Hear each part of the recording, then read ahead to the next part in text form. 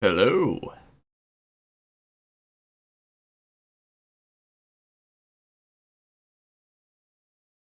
I guess we play the fun game right now of is the one viewer me, or is that we actually got a viewer here?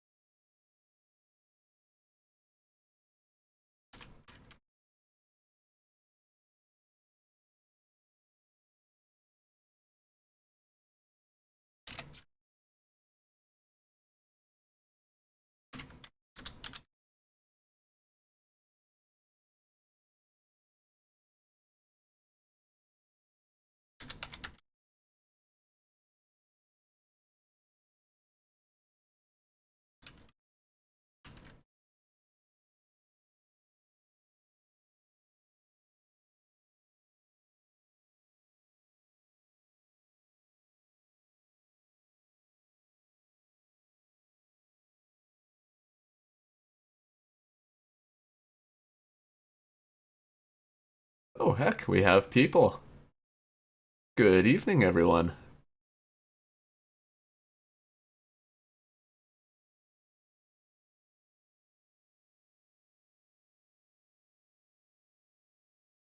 So who all have we got?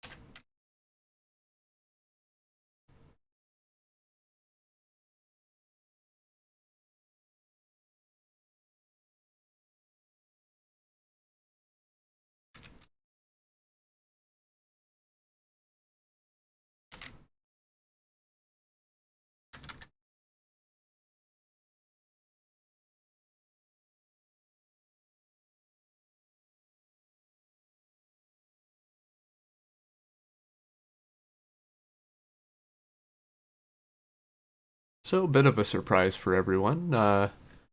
Original plan tonight was to work on the Fruhoff Z van, but I didn't feel like doing that, so we're gonna work on the Pacific. And for those who didn't know I was working on a Pacific, surprise!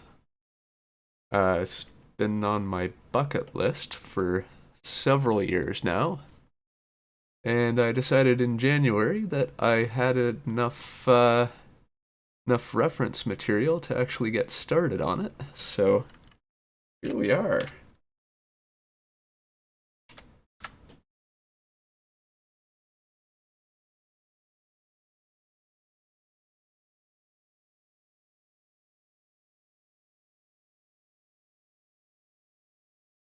So off screen, I've got a little reference photo that I'm working off of. Um, Not exactly a P500F. This is actually a P500S, which is the steel hood variant of the P500. But they share a lot of parts. So fortunately, somebody did a restoration of one of these and took a lot of photos, so making my life a little easier. So what I'm working on right now is where the battery box mounts to the frame. Super exciting stuff. So it's got kind of these mounting ears. I'm thinking that's got to be just a little bit wider.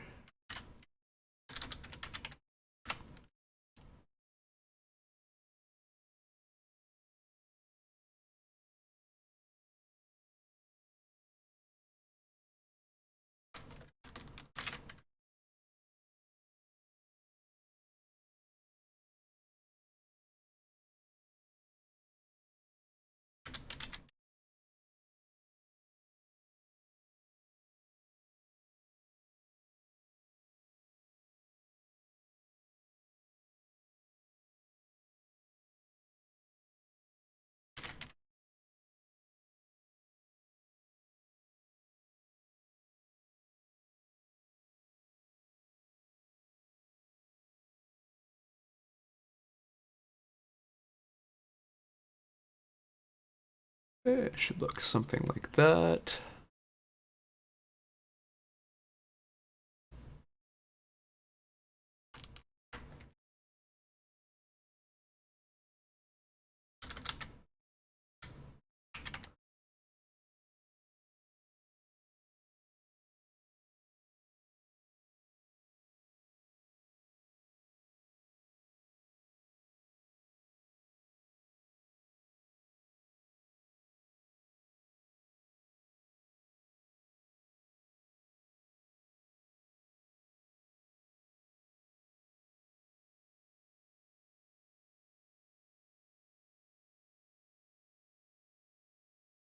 Thinking I might have made that radius just a little too broad.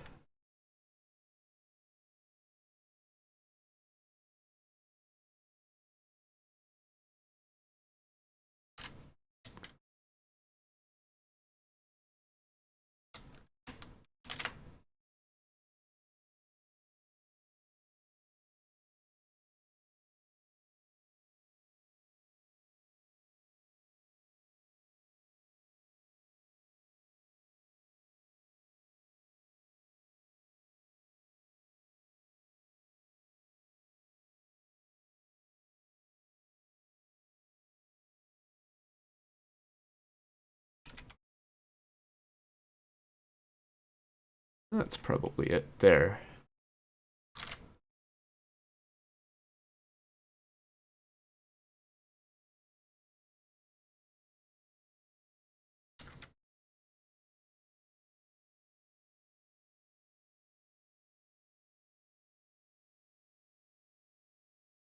The world famous Ronnie Bayleaf. Well, I am honored by your presence, O world famous Ronnie Bayleaf. And Trauma Junkie 33 asks if I prefer Blender over Zenoza Modeler. 100%. Like all credit to Oleg and Z Modeler. Like that's where I got my start. Like what is it now? Probably something like 15 years ago. Doing mods for 18 wheels of steel, pedal to the metal. If anyone remembers that. But of course, when I started, that was free software, whereas nowadays it's not. Of course, that's that's Oleg's right to do that, right? He puts a lot of work into that, but no, nowadays Blender is just a much more powerful and accessible piece of software, and it's a lot closer to a proper production tool, especially with SCS Blender tools. Like there's no comparison as far as I'm concerned.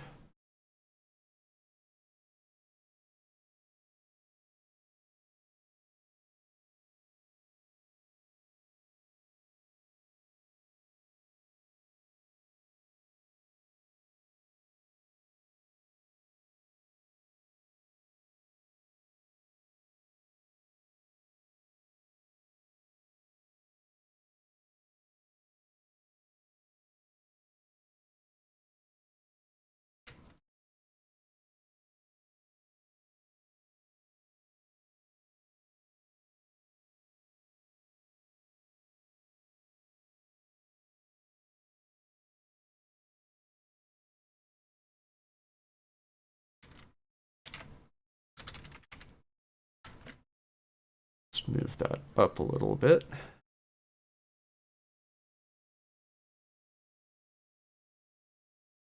Yeah, looks good for my house. So we'll put some weighted shading on that.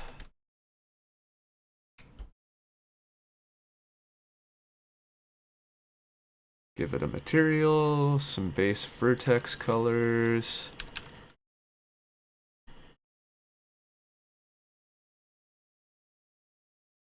We'll unwrap it. Looks straight enough. And we'll give it standard texel density there. So that's just how many pixels there are per meter of the model. So I try to keep that consistent. And text tools is what I use to do that.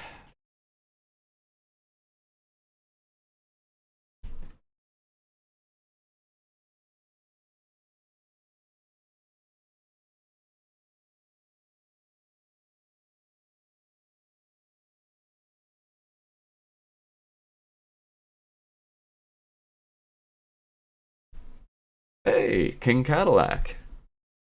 It's been a while. I think the last time I was streaming was something like a year ago, little over.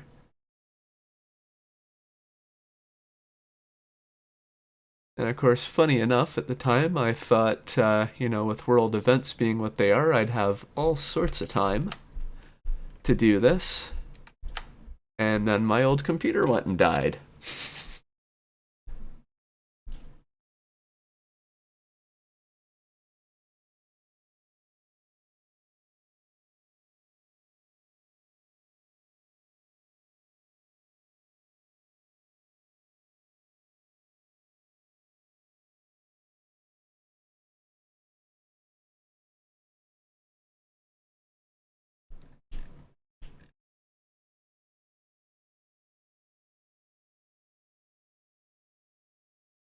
Alright, so I think next order of business is I'm going to give this some vertex colors.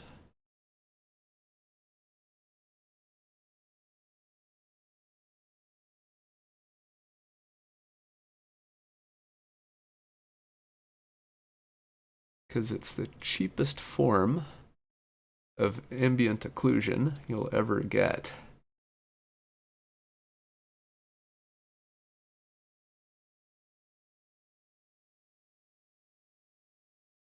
No need to bake anything. No need to tie up texture memory.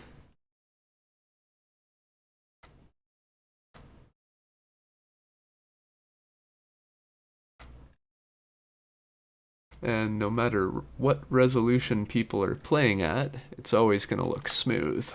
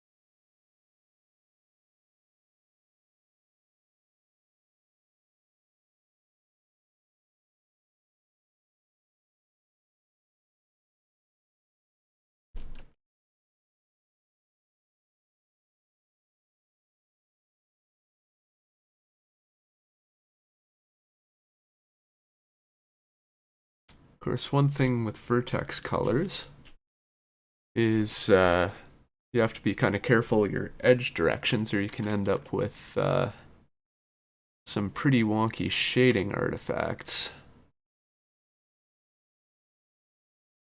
So what I did there was I just made sure that all the gradients from dark to light there are sort of happening in the same general direction.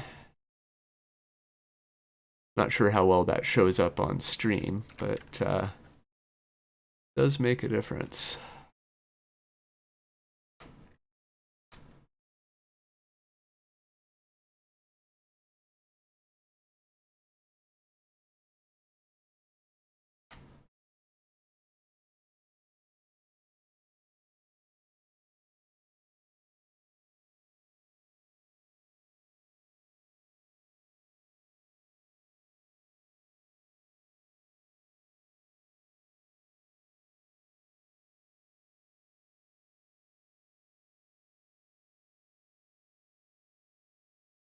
Oh yeah, as far as guides, let's see. There's some info on the SCS modding wiki.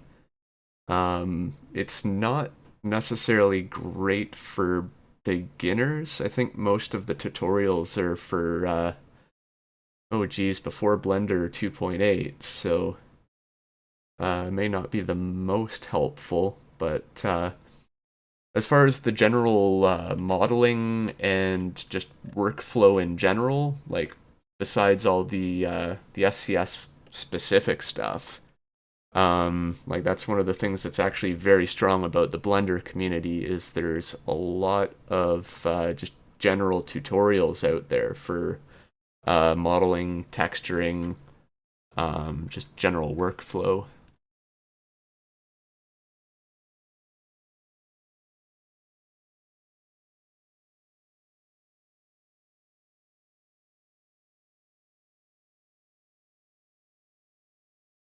So hopefully that answers your question.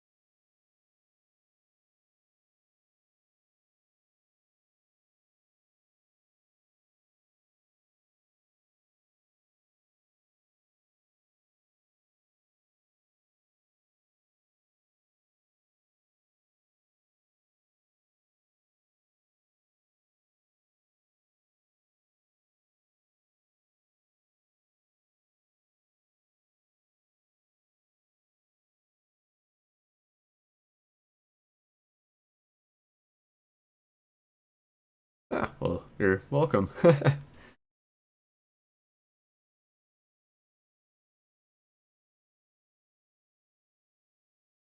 And I'm not exactly the best for getting back to people on questions either. It's, sometimes just don't have a whole lot of time to spare, and other times I entirely mean to and then forget. So if anyone's watching and I've missed your question at some point, you have my apologies.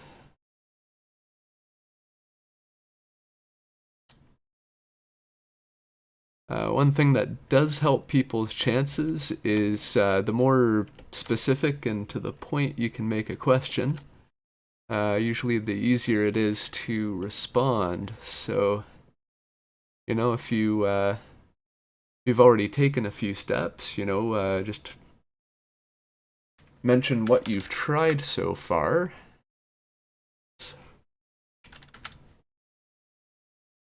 And what you're trying to do, and that usually makes it a little easier to come up with a relevant response.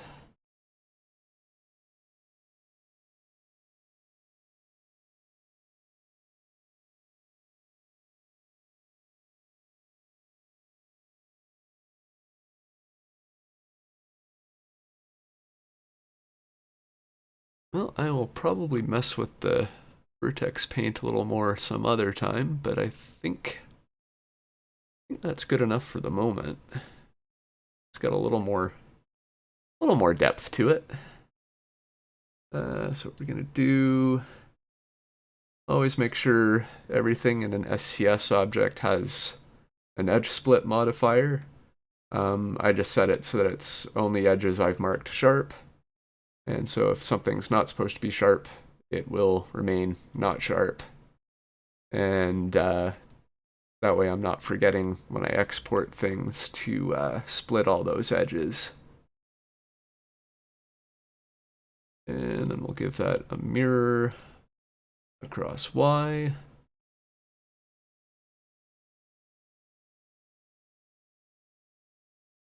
And that actually looks halfway like a bracket.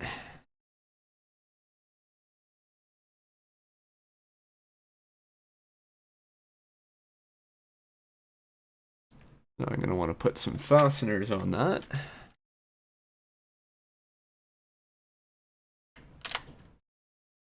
I'm going to duplicate some I've already made, separate them from that object,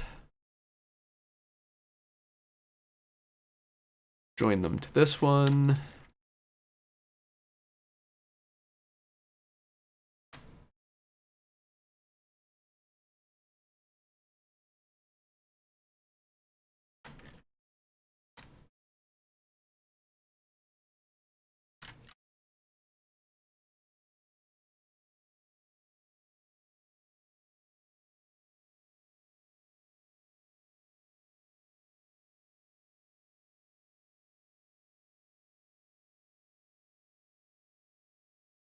Mile 54 Productions. I hope your night is going well. It is. I am joined by some wonderful people, and I am doing something that I love. So, yeah, life is good.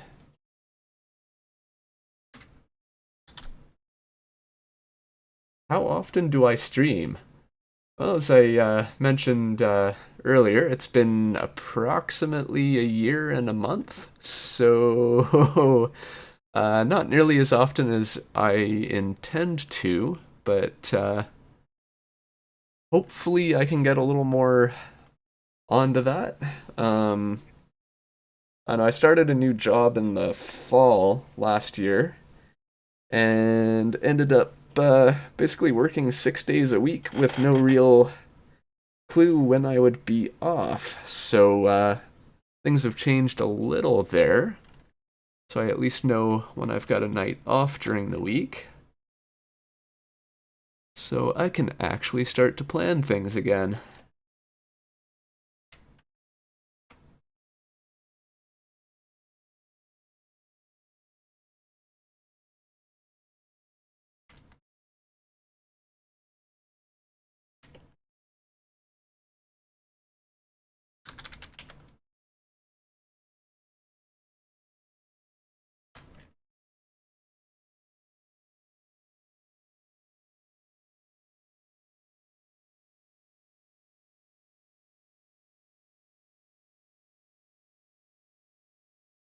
Oops.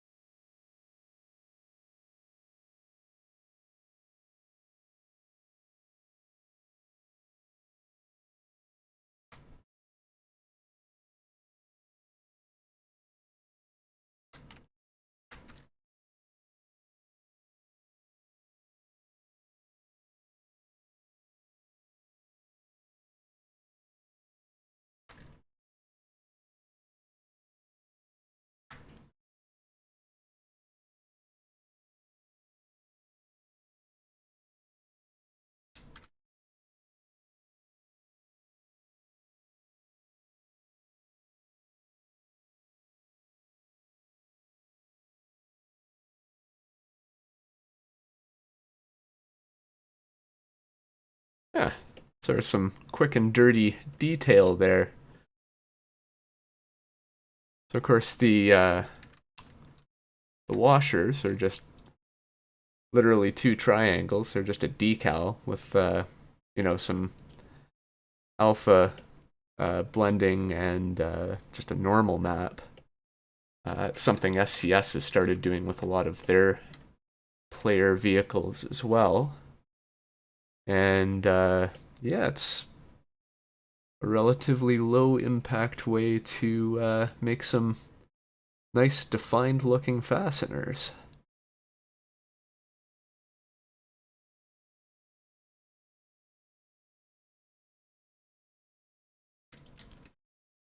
And I'm just gonna parent that to that.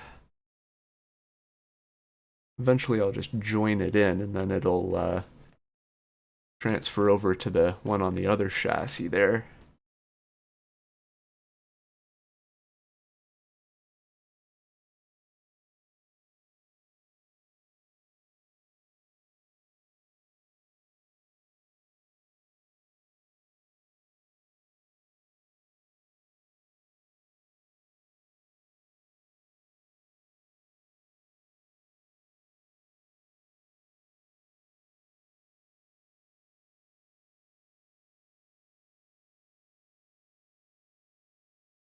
Oh hey, we got Crazy Gijis. I never know how to pronounce your handle. Uh, but welcome to the stream.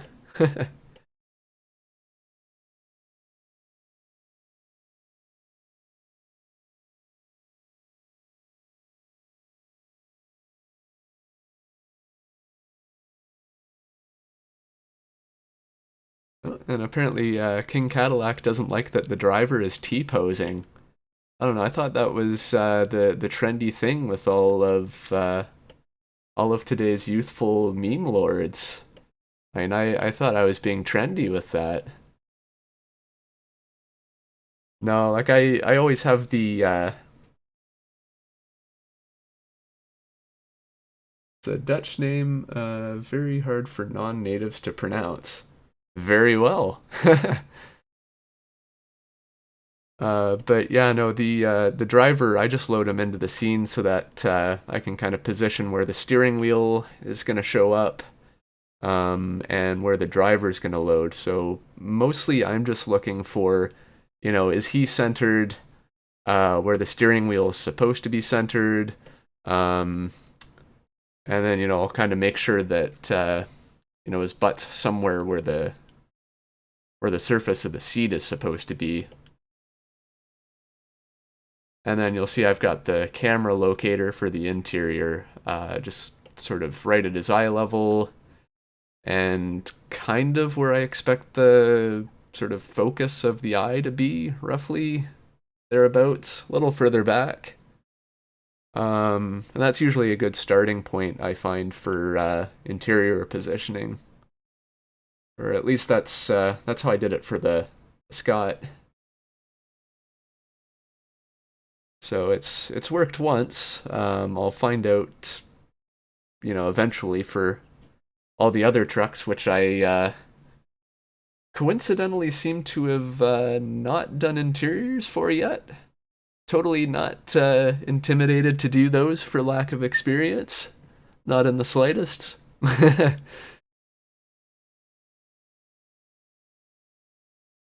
I'm missing the solid rubber cylinders for wheels to complete the meme.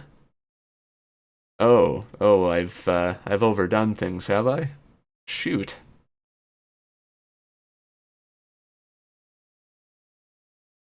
And yeah, interiors are scary, right? That's what the player looks at most often. And yeah.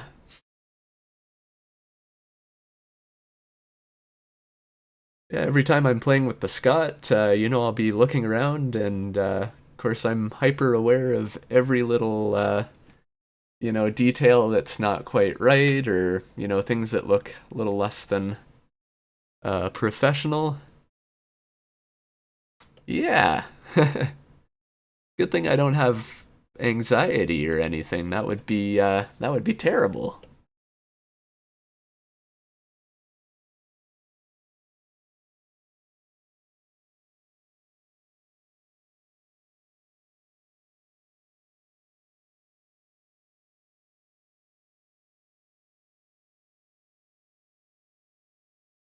Air brake nub is 1 millimeter too large. 0 of 10, worst truck ever. Yeah. Um, yeah, at least with the Scott, it's got more going on that people don't necessarily need to nitpick. Like the inside of the windshield is probably the most janky thing ever, and I will be quite happy when I get around to redoing that, among like a gazillion other things that are just entirely wrong with it.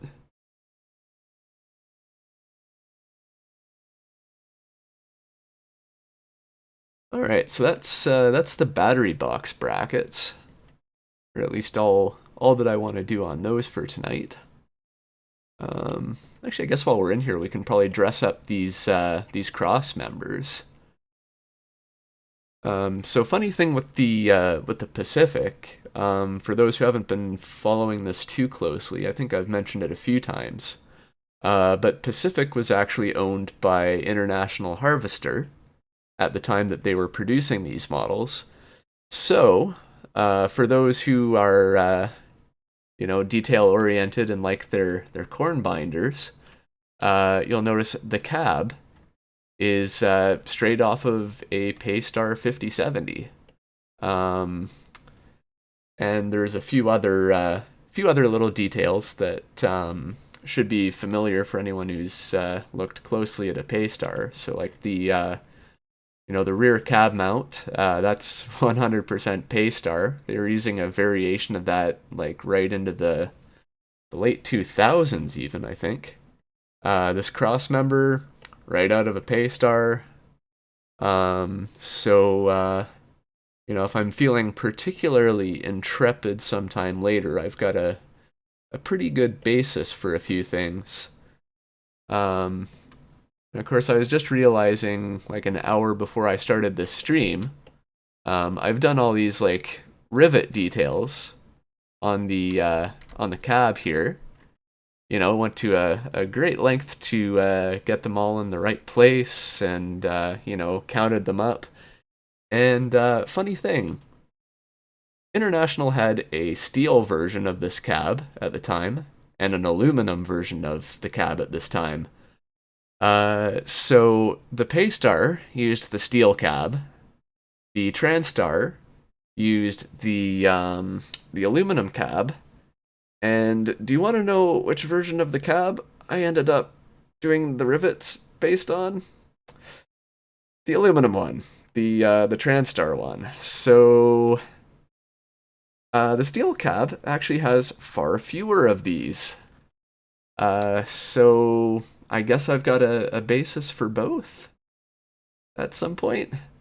So that's something I got to deal with. But yeah, oopsie daisy is right. Um, so the rivets, they were modeled at one point, and then they were baked to a normal map. So these are actually just two triangles each. So very low performance impact, very easy to change, thankfully. And I actually use a data transfer modifier so that they actually pick up the normals, the UV mapping, the vertex colors, all of that fun stuff off of the base mesh. So I can still make a whole bunch of tweaks to either component of the cab, and I'm not really losing any work or any data. So that's something I've been using on a few things. Few of you may have even noticed it on the Scott, the Scott version 2. So that's going to make details a little easier to produce. and should just improve the quality of my work overall. So, of course, there's a few cases where the UVs get a little bit messed up on those. So I think there's one skin on the Scott right now where you can find there's like a rivet around the sleeper vent window that's a little screwed up if you look closely. With one paint job shows it. So a little fine tuning to be done on that. And off screen, I'm just looking through my reference photos to see, try and figure out what we're gonna do next. Actually, come to think of it, I've been putting off doing the mount for the lube refiner for some time now, so that might be a thing to do.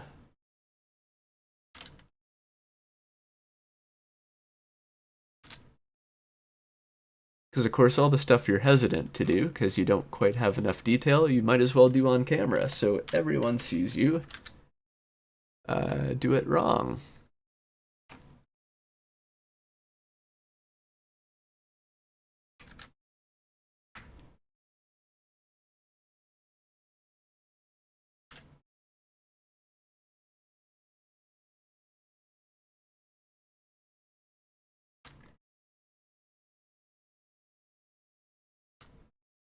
Actually, it's kind of helpful, because of course being a live broadcast, I don't want to take too much time with it. So odds are I'll actually get it done.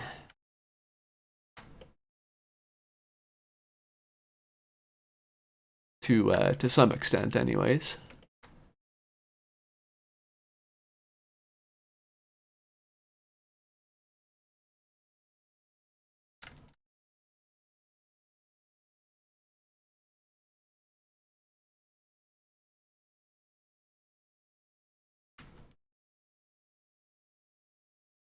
Now, why is that not snapping?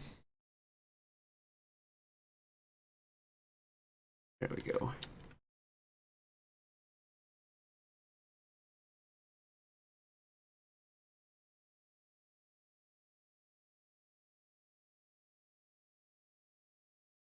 Oh, and I see we have the infamous Lucasi in the chat.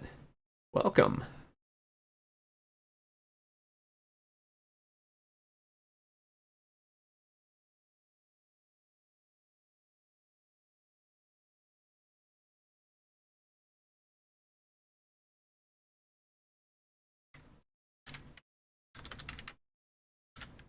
I'm just going to make this a little smaller than the lube refiner.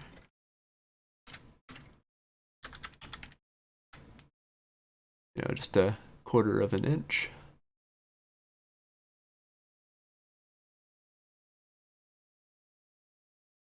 Not sure if that's right, but I guess it's right enough, right?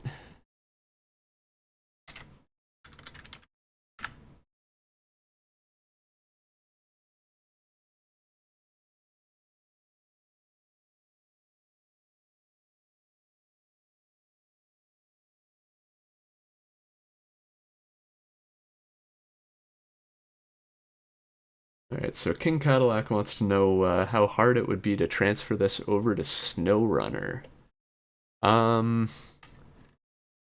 In terms of the mesh, I would have to undetail it quite a fair bit. I think they're working with much lower poly counts than the SCS models generally do.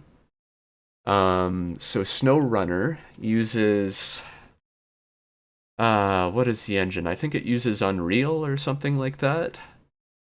So it's using a physics-based renderer that works well with large texture sizes. It is based on like a metalness texture workflow. So, you know, its strength is in rendering things in detail, leaning heavily on texture detail, where SCS's Prism 3D engine, I think it is generally not as good with a ton of textures, like texture memory usage, or that could just be a difference in terms of just the kind of hardware that they're targeting, even. But if you take a close look at any of SCS's recent trucks, they're doing most of their detail just with geometry, and you know, a lot of their ambient occlusion is actually baked into the vertex colors, which is one way to save on texture memory, because like all of the visible models in the game, they're storing vertex color data regardless of how it's used. So it's basically free AO on top of, or kind of supplementing the screen space ambient occlusion. So if we switch over to just sort of flat view, looking at vertex colors, you can kind of see some of that effect. Obviously, I'm not as proficient in that as SCS's artists, but again, it's just a good cheap way to you know, either increase contrast with the textures and materials that you have. It's a good way to sort of bring out ambient occlusion. Yeah.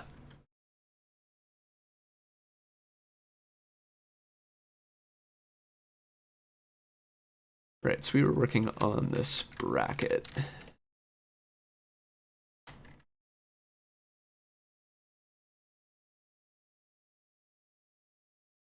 I was just thinking it's still a little on the large side. Somewhere in my files, I'm sure I have a close-up view of that. As if you bear with me a moment.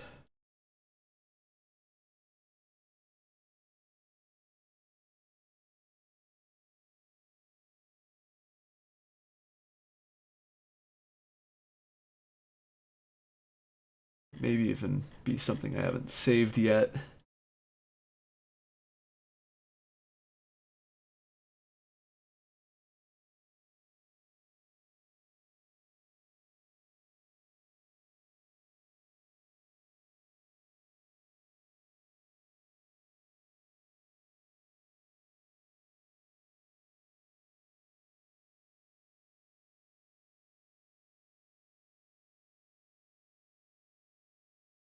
Yeah, you guys do not want to know how many tabs I have open in my browser. It's absolutely disgusting. And literally all of it is truck sim related in some way.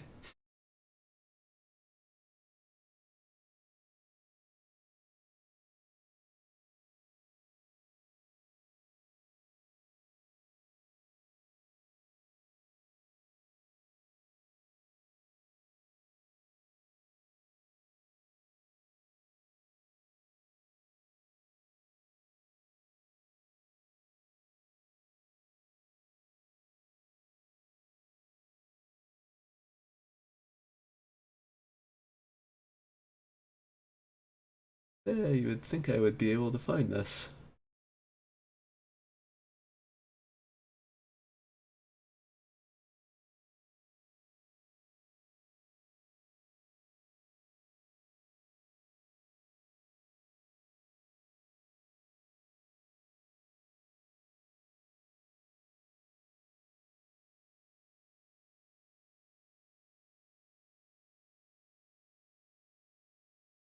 Of course, one I have the most reference photos of has a Detroit engine, and I think the Luberfiner was mostly on the Cummins equipped ones.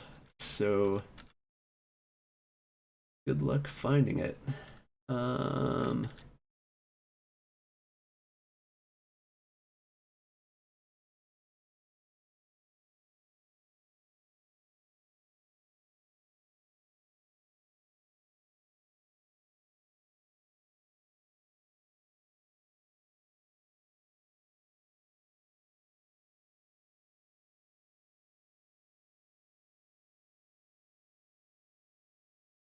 Ah, Lukazi, glad to hear you're updating your skins. Was actually watching somebody's video. I don't remember whether it was just like a review or a drive along. They were uh, like previewing the Scott 2.0, but they had one of your old skins on there, and yeah, the UV map kind of changed just a weensy bit, eh? So that looked quite amusing.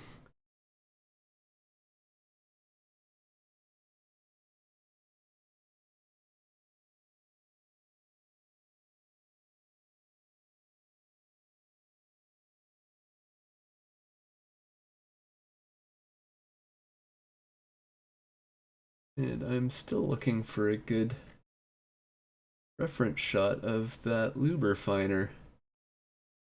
Um,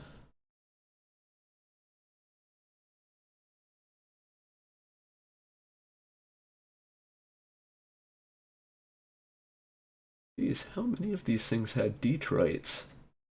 I don't think I ever noticed that before.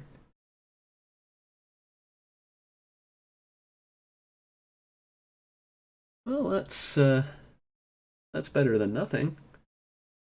So this is what I'm looking at here. So that's actually a P-500F,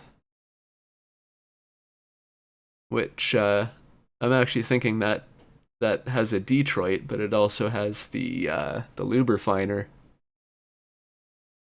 And around this time period, if you want to find out what's rocking a Detroit, most of the time it's going to be whatever has twin stacks. So that's probably going to be an 8V71 without the turbo, usually. And they usually just draw the headers straight back to each stack. So they'd have a good bark, for sure.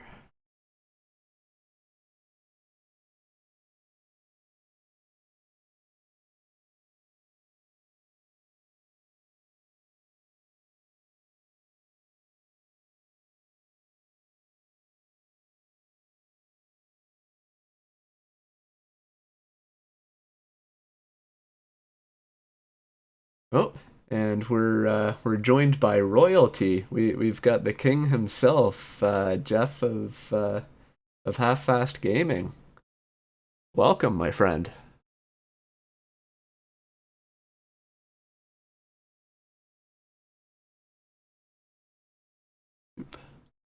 So for those just joining us, we're yes, you royalty. And at this point, I'm pretty sure you're about the king of modding video content for ATS. Doing all the stuff I wish I could make time for.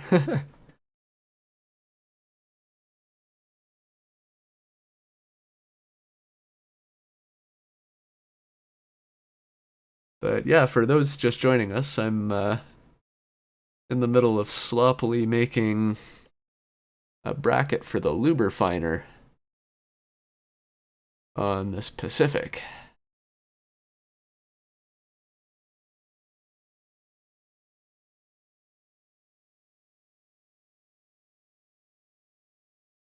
And of course, I'm realizing, I think,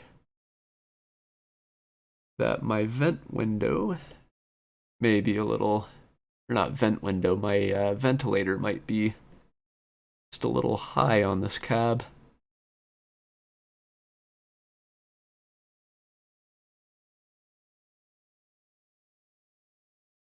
I guess I might want to sort that out.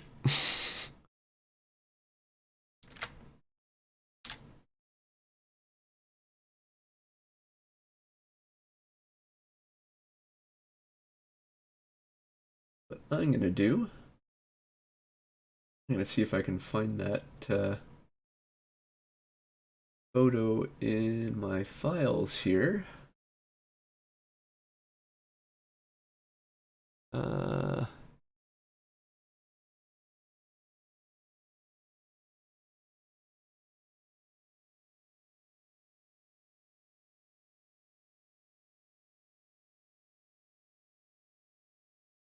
where did it go?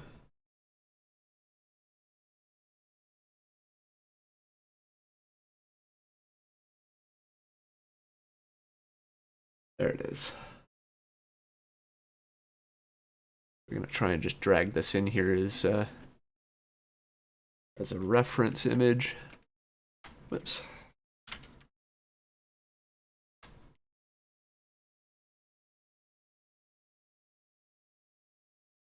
So I'm gonna try and line that up somewhere that I can just snap it somewhere convenient on the model.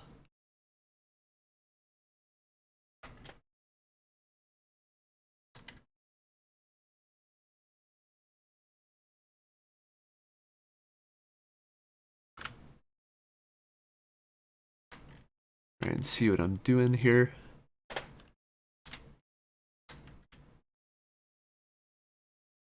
Somewhere around there.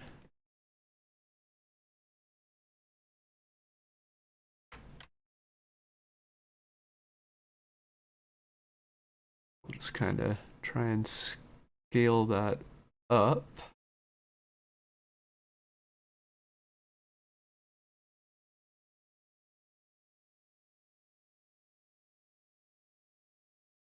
That should at least almost give me an idea of heights of various things.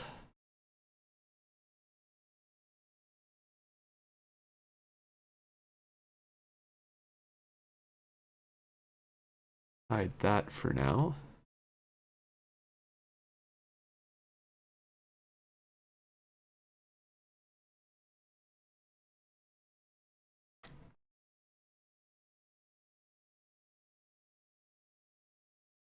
Fun part's gonna be getting my UVs to line back up afterwards.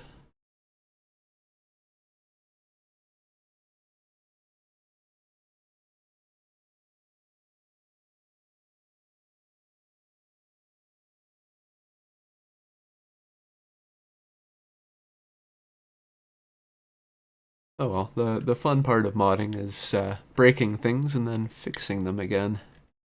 I think. I hope.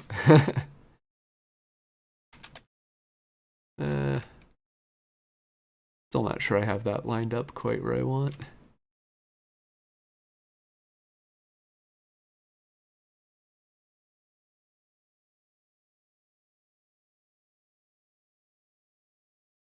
I suppose so.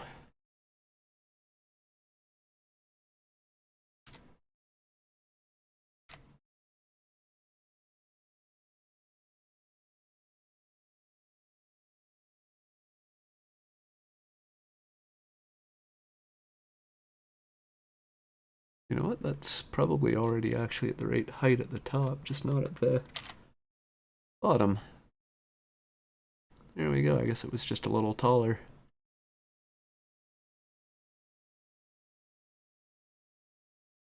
I don't know. Does that look right? I feel like that doesn't look right.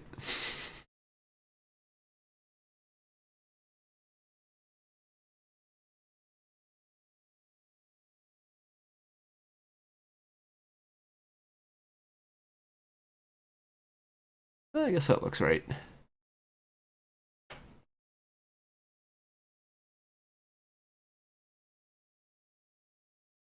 Oh, apparently King Cadillac has a meme for us.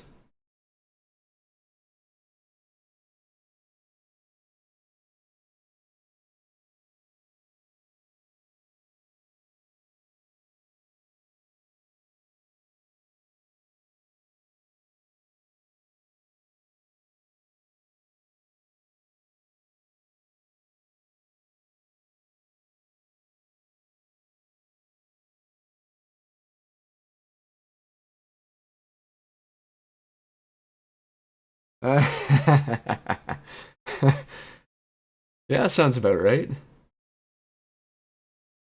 99 bugs in the code, 99 bugs in the code, take one down, patch it up, 117 bugs in the code. Yeah, yeah, a lot of this is all just, you know, one step forward, two steps back. I don't even want to admit how many times I've completely, just like completely scrapped entire parts of nearly finished mods just to basically start from square one.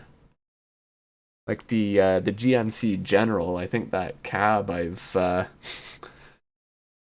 how many times have I redone that?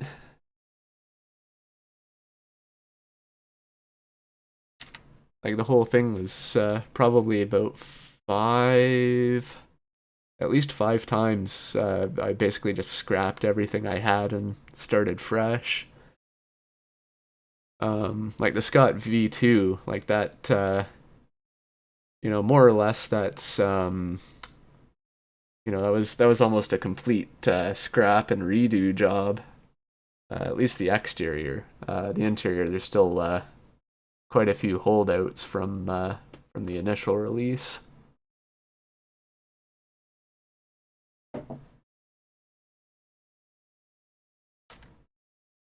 But sometimes it's just easier to do something again from scratch than it is to try and massage it. So that's another component of the whole modding experience, is knowing when you're better off just to try again. And of course, allowing yourself to do that guilt-free as well.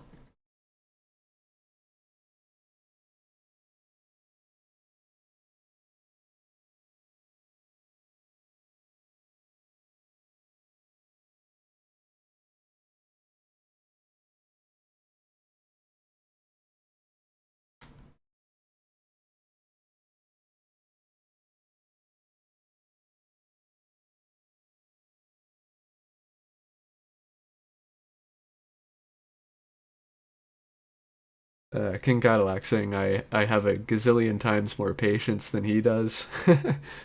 uh, yeah, sometimes I find I have too much patience. I think it goes hand in hand with procrastination, I'm sure.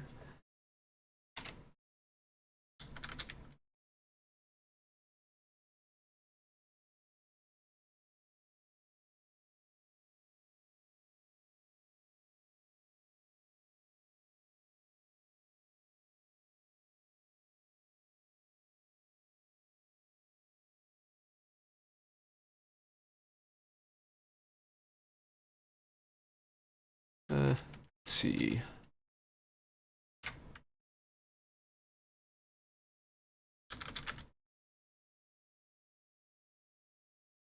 Figured I would solidify that before I bevel these edges, because nobody's gonna see the inside of this bracket, so there's no point um, in beveling the inside, I don't think. Unless it looks super goofy, which it just might. I don't know. We'll see. We shall see.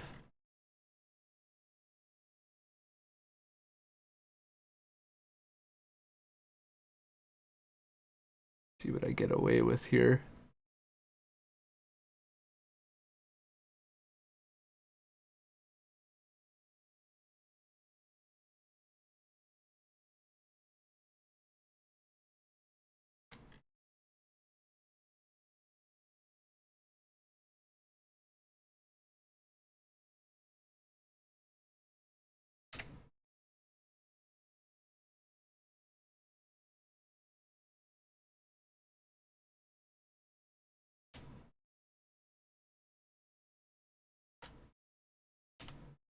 Actually, you know what? I just do. That was a little quicker. Just have to deselect a couple of these.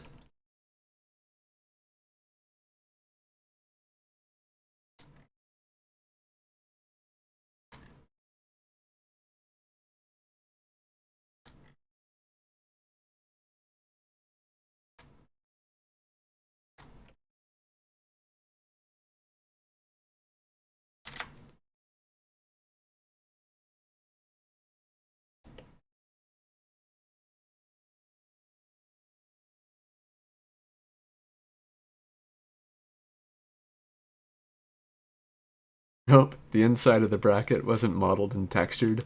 Minus 10 out of 10, worst track ever. Yeah. That's probably the other half of modding is all the absolutely ridiculous shortcuts that you get away with that hopefully nobody notices.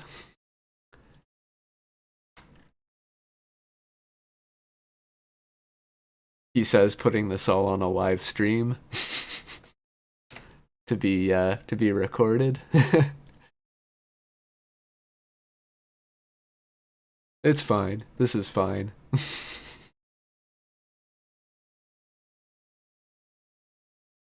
Smarty exposed, actually just a lazy bastard.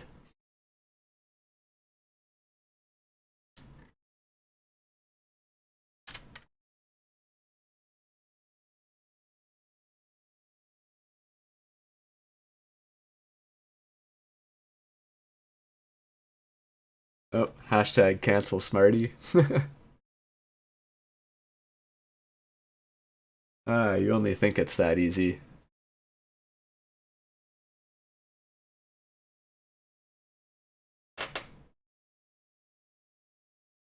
The number of years I've been doing this, I don't think we're getting rid of me anytime soon.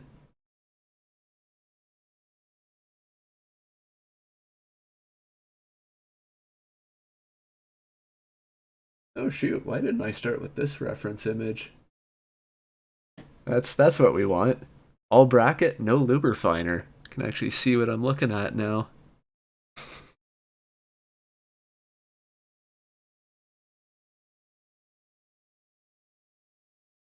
That's another fun thing is you can have all the reference material you want in the world. If you can't refer back to it easily, it's is it even worth having? That's one thing I never expected. Is I've kind of become like a part-time librarian, just trying to keep track of all this stuff. That's the nice part of having the Patreon support. I think we've probably got a few patrons hiding in the chat. I know Half-Ass Gaming's one. Probably a few more of you. And the Patreon money, besides paying for web hosting, Adobe software, um, stuff like that, has also been helping with my the irresponsible amount of truck brochures and bodybuilder references, just other primary research materials I've started collecting for all these projects. Now all I need is time to make them all. So I think that probably sticks out just a little more still. Right?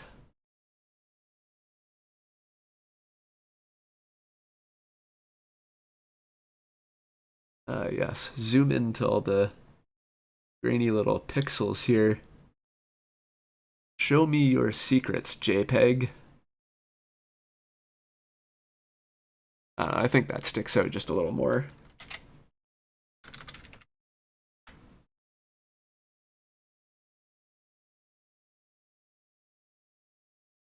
There, we give it an extra 1/4 inch just for good measure.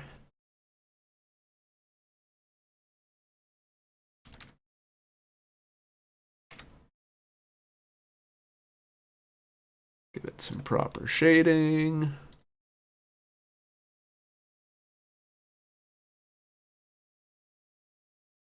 Give it a material. Almost looks like it's supposed to be there.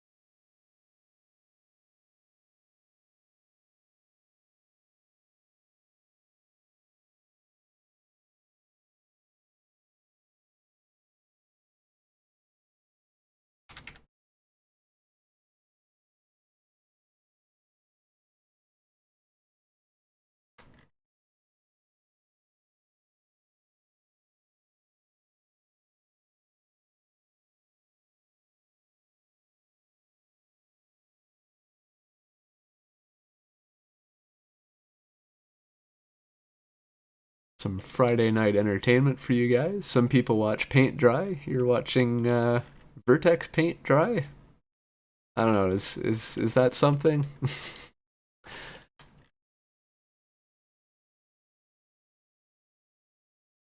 This is why I'm a modder and not a comedian.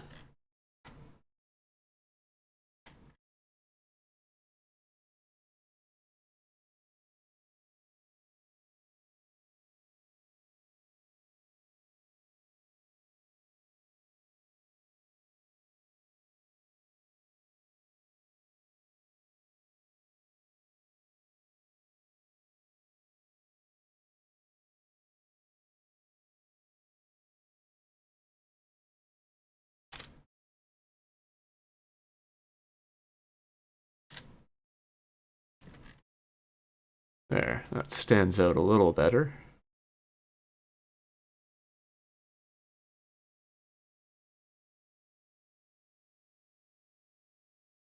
Because, of course, this one tiny little bracket wedged behind a massive oil filter is definitely going to be noticed by no one.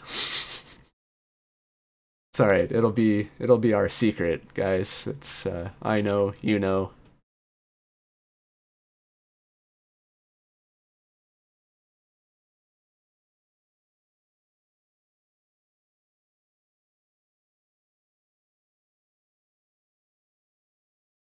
Now, does that need to be higher? I think it does.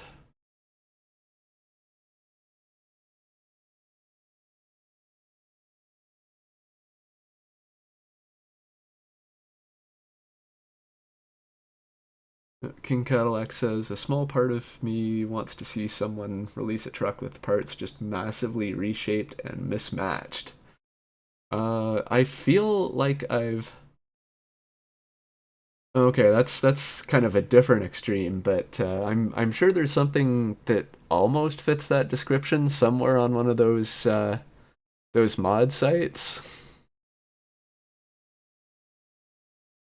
Actually, you know what? Um, there are definitely some trucks out there with some majorly mismatched, misshaped things. That would be all of my first mods from 18 Wheels of Steel across America. Good luck finding those. Actually, I still have my one of my older computers with all of that still on it.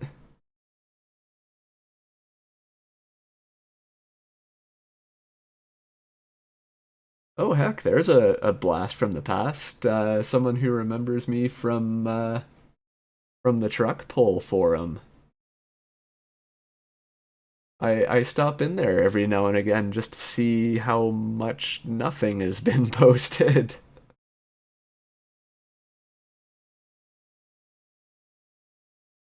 And yeah, if you remember me from truck pull, it has certainly been a long time.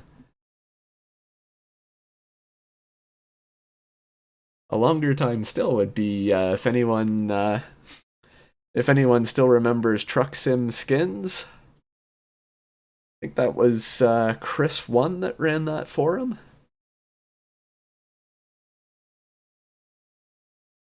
Oh, Heroic Trucker. That is a name I recognize. How's it going?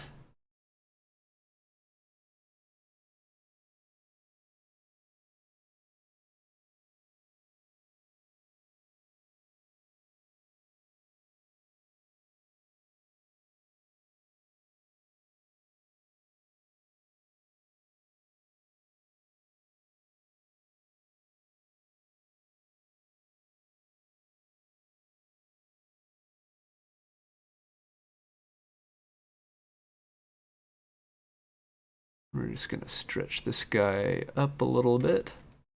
Or are we?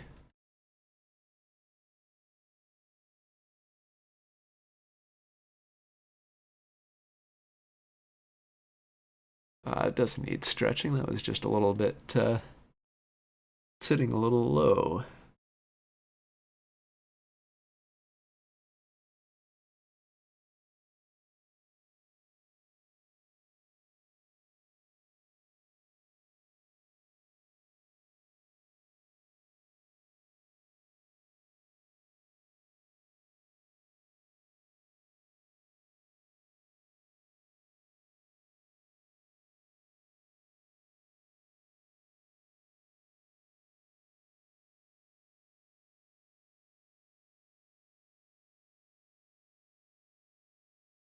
No, he says, let me know if you want a convoy with me.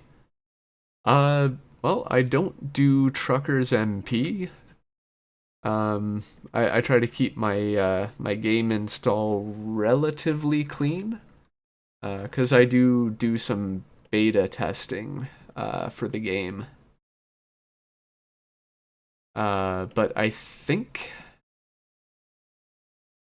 it'll be relatively soon. I think SCS announced, did they?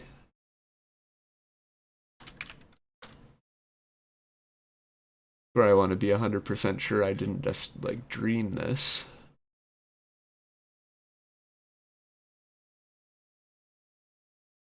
Yeah, so they're saying they're getting pretty close to having the convoy feature ready for release. So if anyone wants to read about that, it's just at the end of that blog post there.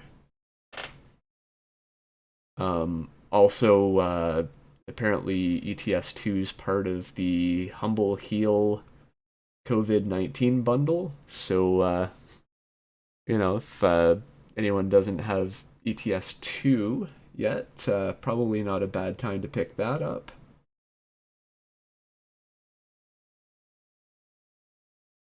And yeah, I don't know about you guys. I'm looking forward to convoys.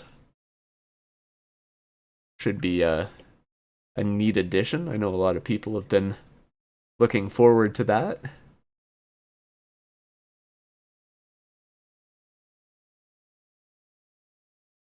Let's see how this looks.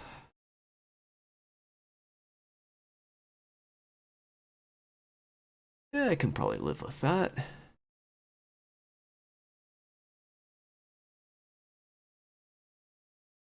Do think this needs to move out a little though.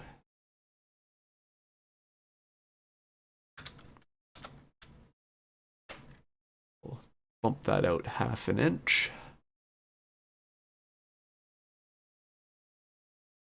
We'll take it. All right.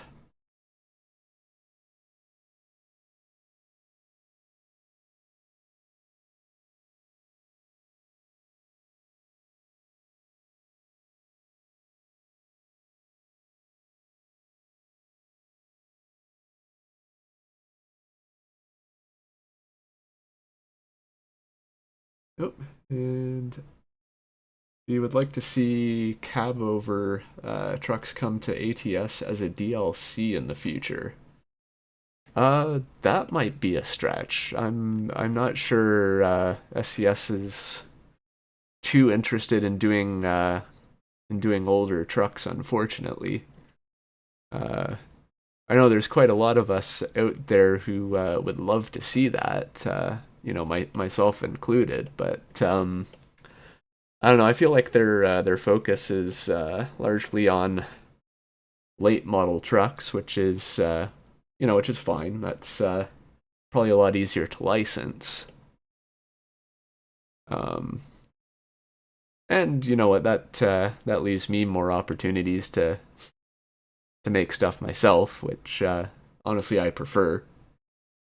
It's I'm sure it's not for everyone, but one of my favorite feelings is playing the game, with a truck I've spent months, if not years, putting together, pulling a trailer that I've built, all sitting on wheels and rubber that I've made. I don't know. It's kind of cool to play a game using things that you've largely built yourself. It's for the Star Wars fans out there. I feel like it's akin to a Jedi building their own lightsaber. It's you've got your blood, sweat, and tears in something that's very much a product of your own labors. I don't know. I'm getting kind of wishy washy there.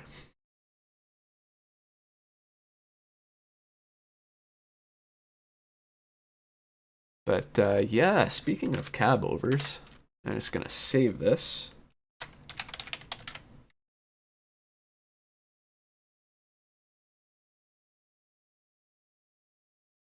You know, for those of you who are, you know, kind enough to spend a Friday night with me here, why not have a little preview of some things I've got on the go? So I'm sure some of you have probably seen this at some point. Uh, I don't want to call it shelved. I don't want to call it active, but you know, every now and again, I poke my head back in this file and do a little bit of work. So, you know, within the last month or two, I've done, you know, the front frame extension, at least on the FLB. So that was kind of fun because I don't have complete like bodybuilder reference or even like a sales reference drawing for this. So it's been kind of tricky to get everything to line up. So I have good references for like certain frame details out of a service manual that I picked up for these and other 90s Freightliners. I have good like picture references of a few things, but trying to get everything to line up, like you know, getting these bumpers to actually sit where they're supposed to. Like there's like a strap that's supposed to come down over this where the toe pin goes. And I think the center of that sort of opening is supposed to sit centered with this opening in the bumper. Uh, but getting all of that to line up, cab mounts and all that, it's going to be challenging. And of course, there's already a very good mod out there by, I think it's Harvin that's done it. And you know, he's done a fantastic job on that. A lot of people absolutely love that mod, so I'm not in a huge hurry to finish this one.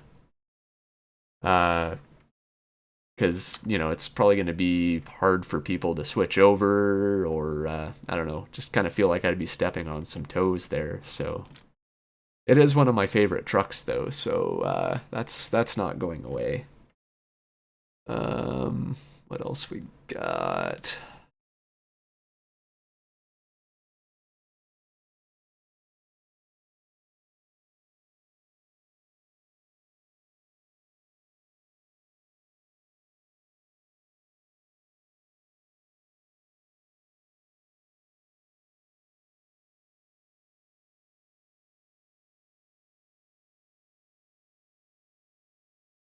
Nope. Mile 54 is asking if I heard about Hank's truck pictures. And yes, I remember that website. That's I mean, geez, there's most of my reference photos, like my oldest ones, are all uh, like taken off of that website. So its absence is certainly felt. I miss it quite dearly. But there's a few other you know resources out there. It's just you know it's a little more scattered. So you know I'm a member of quite a number of Facebook groups now that I just kind of lurk in mostly. But you know people post pictures of their restorations, so you know, I just kind of collect up whatever I can out of there. And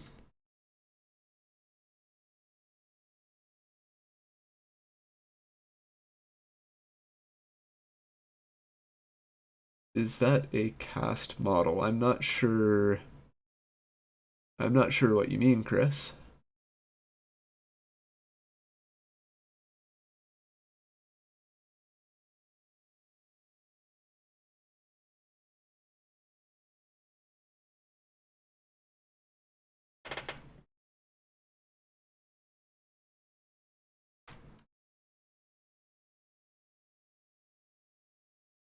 Anyways, I think I've digressed enough there. So let's see what kind of bracketry we can add to this.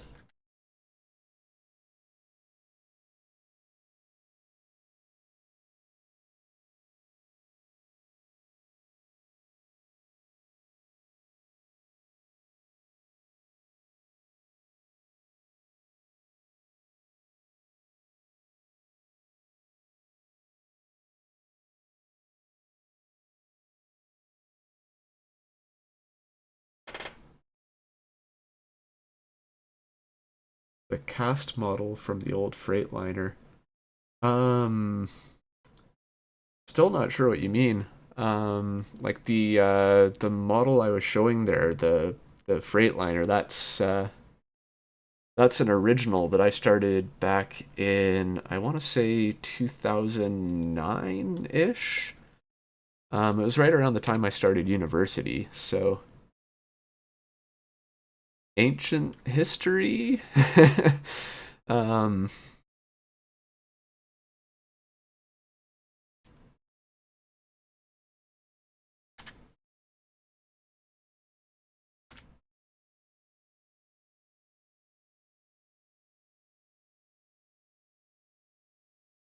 oops.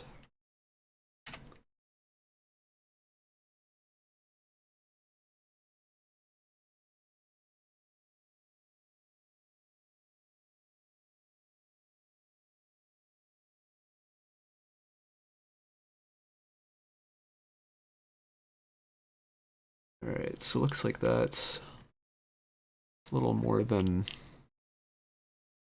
third the height of this guy.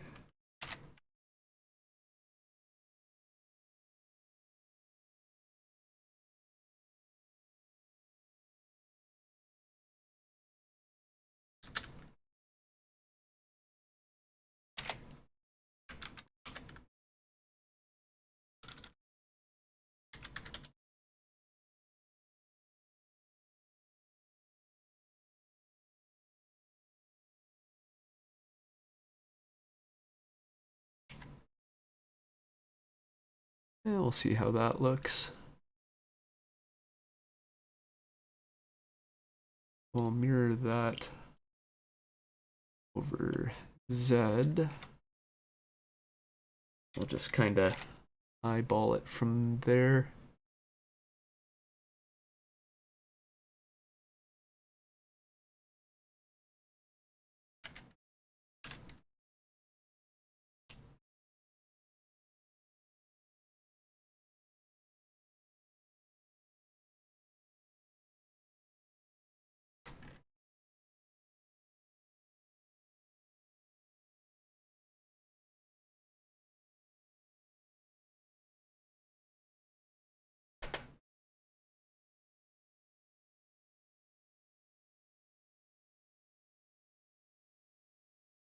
The color scheme.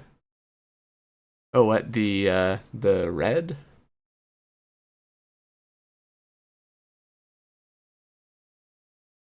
What color do I have that set as? I think that's just plain old red.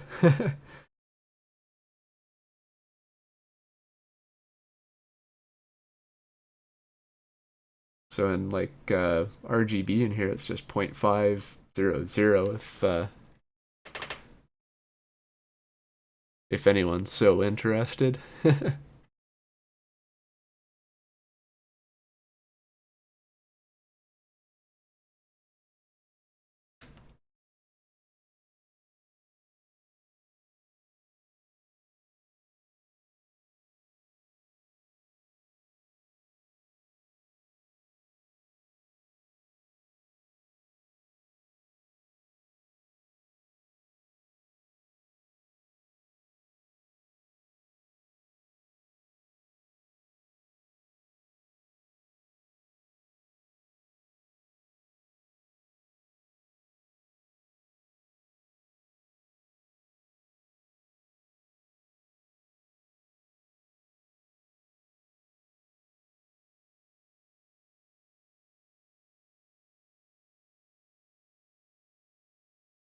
Huh.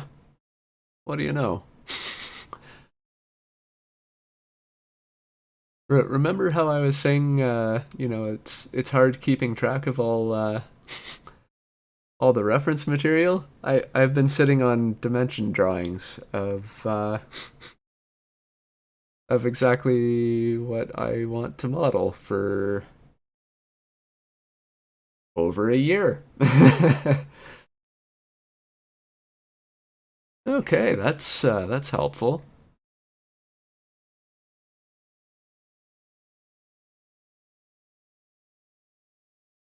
That is helpful indeed.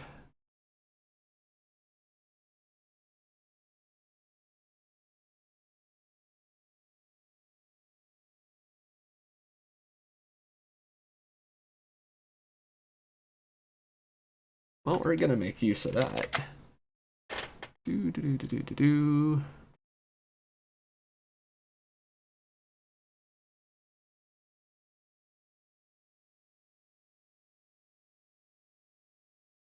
That gonna go.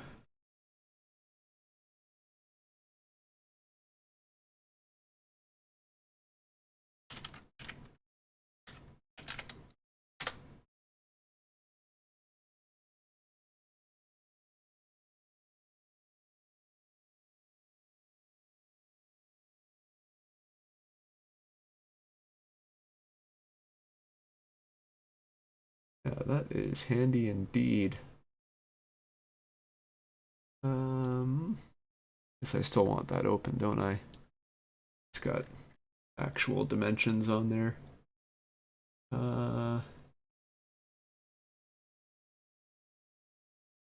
This part is 3 inches tall.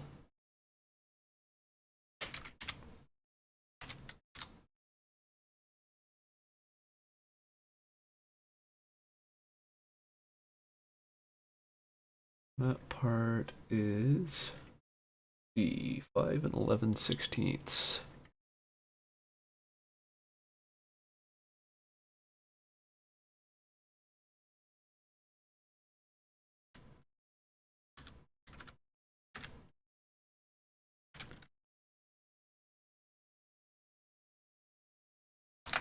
Just apply the scale there.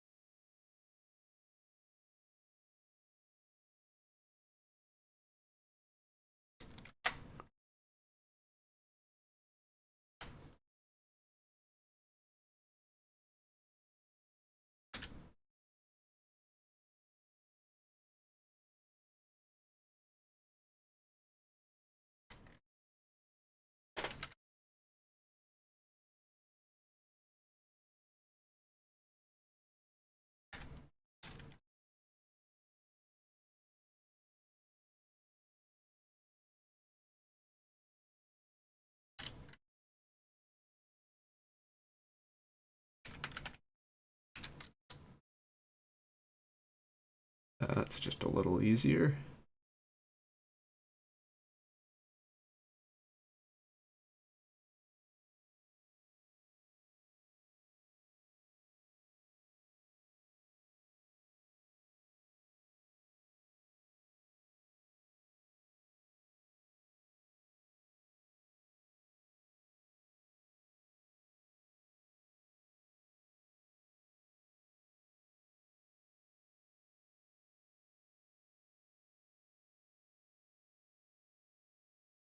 Silver clamp. Um, I assume you mean like the bands that go around the outside. That's what I'm getting towards. I think. I think.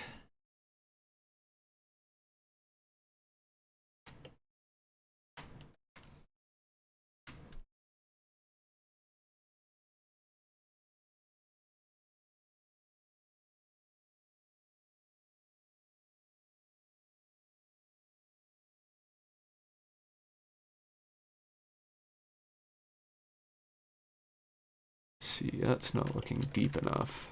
Leave that alone for a moment.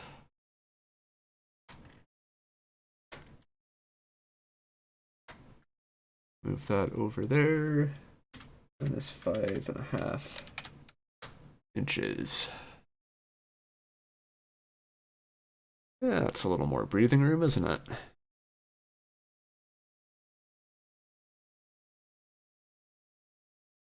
Probably where I find out that I've made the whole thing too large or something. Let's see, outside diameter is O, is 8 3/8. See, what did I say? 1 step forward, 2 steps back. So I'll make myself a quick little cylinder. 8 3/8.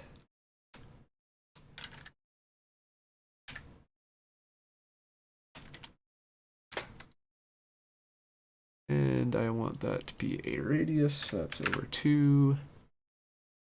And nope. You know, the funny part is, I probably even used this drawing to make the Luberfiner at one point, and I've just genuinely gone and forgotten. And that, kids, is why you don't get old. It's a real kick in the pants. All right.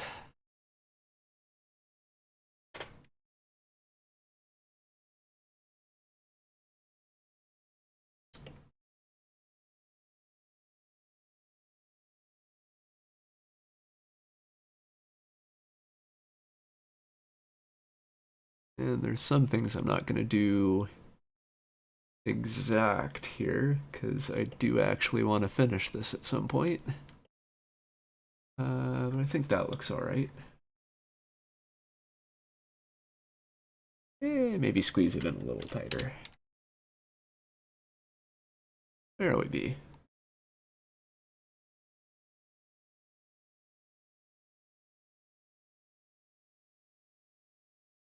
And I'm going to snap 2 faces.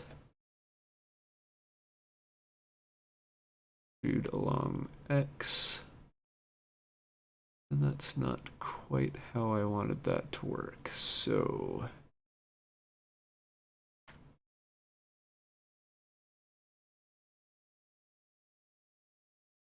Alright, because it's going to be snapping on the active object, which is this edge.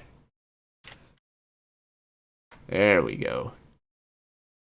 So for anyone who hasn't used like the snapping tools, or snapping features, I guess, in Blender in a little while, as of about 2.90.2 thereabouts, they got kind of infinitely better. So if you haven't tried them in a while, definitely give it a shot, because it's made like making geometry interact with itself a lot easier, I find.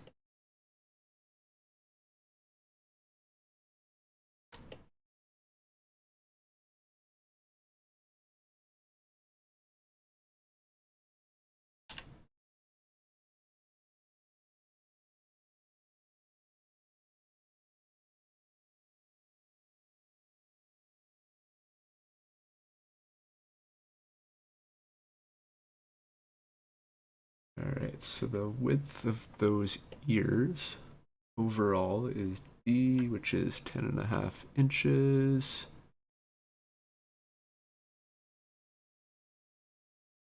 And how do I want to tackle that?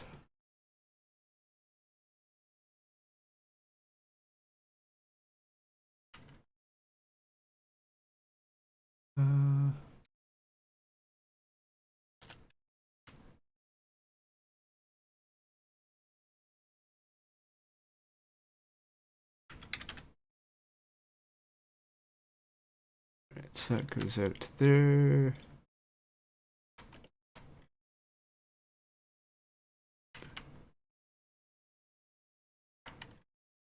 That'll do. I just have a little 0 area face to get rid of.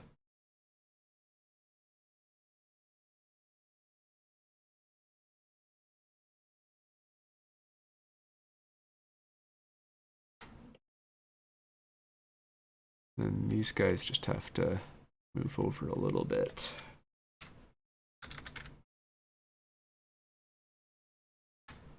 Which I'm going to call about 1/8 of an inch. That's kind of the meat and potatoes of that.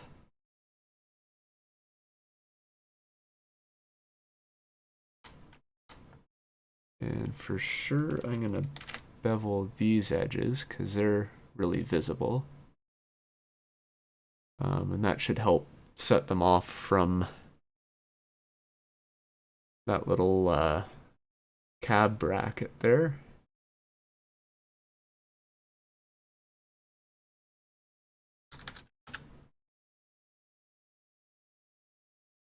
And you know what? Polygons are cheap, right? And not quite right, but I think I'm gonna, I don't know, how visible is that there? Relatively.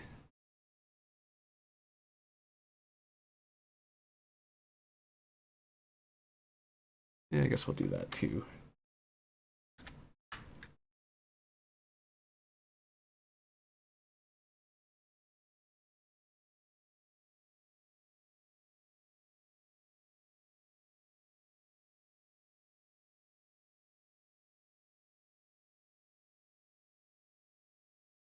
I guess that doesn't look too bad. So, I'm gonna take these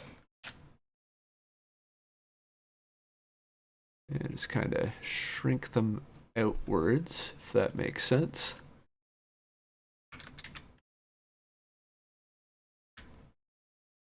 Call it about 3.5 millimeters.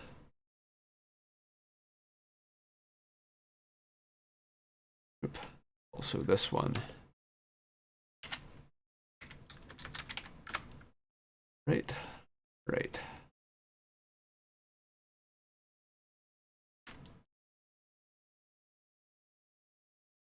Trying to think whether I want to bevel that in there. I don't think anybody's going to be looking that far in.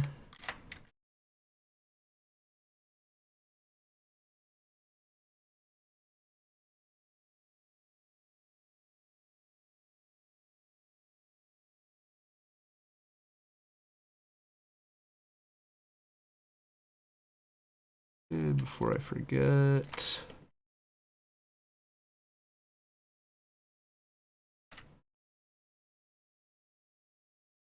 just bevel the corners of these ears too.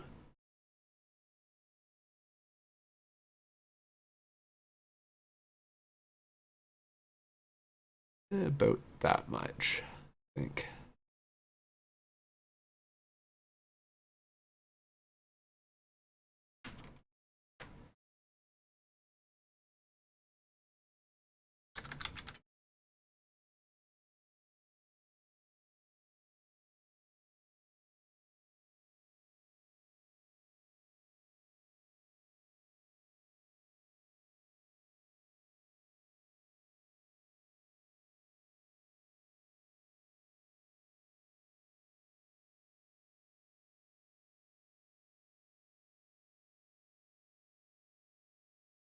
Well, that almost looks all right.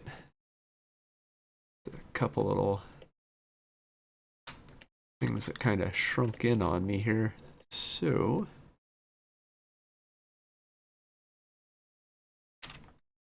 oops.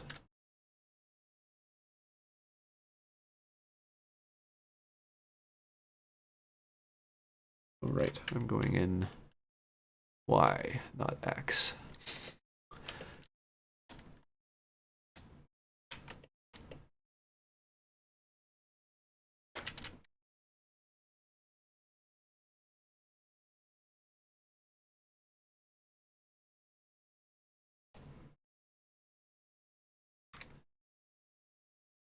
All right, so that's almost looking like a bracket, or half of one.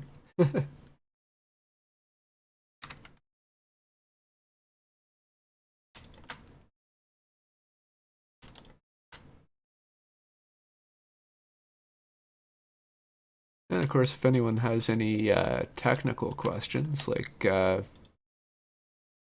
what I'm doing or how I'm doing it, be sure to ask. I'm just I found I was over explaining what I was doing in previous streams, and it kind of slowed everything down. So don't be shy. I just want to try to keep this relatively interesting.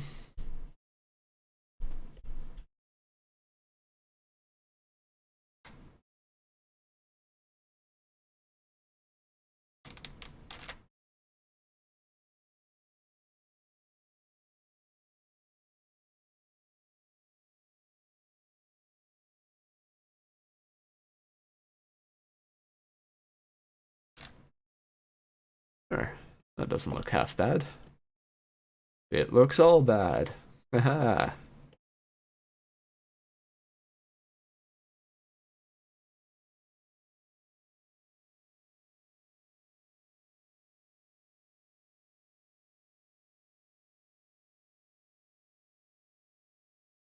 And of course, this saucy thing doesn't specify how wide the chrome bands are on the outer part. That's convenient.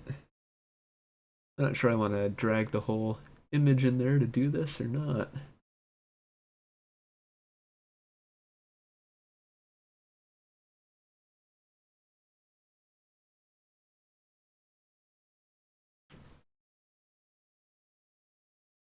Oh, while I'm debating that, I guess I'll throw a material on this. Add some vertex colors. Realize that it's inside out.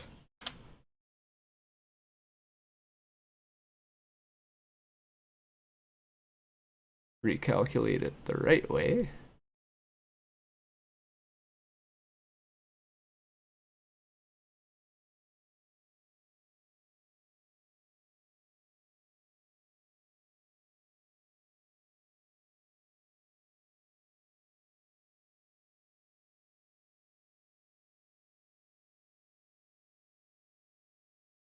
Oops.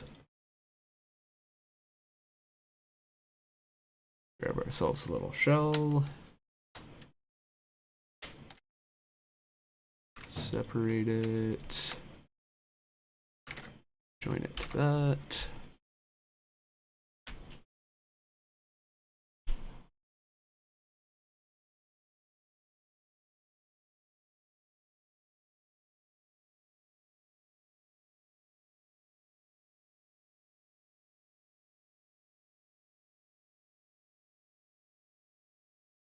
I'm thinking I'm just gonna eyeball this.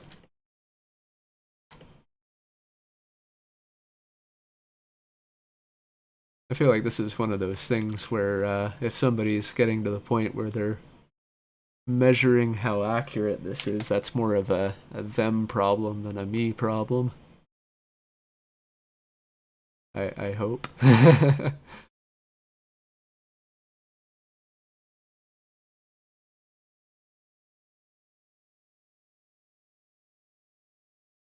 Feel like that looks all right.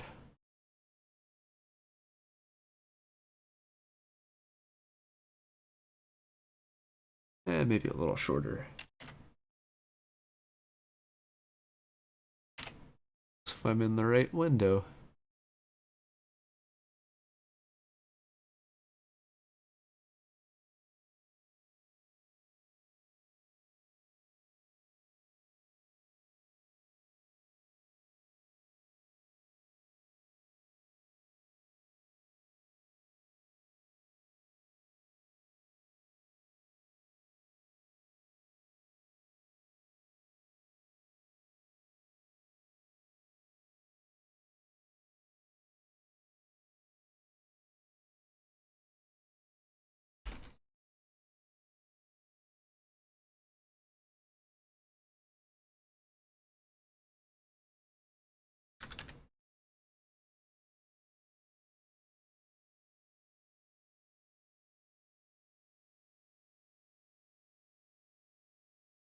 Alright, so that's looking alrightish.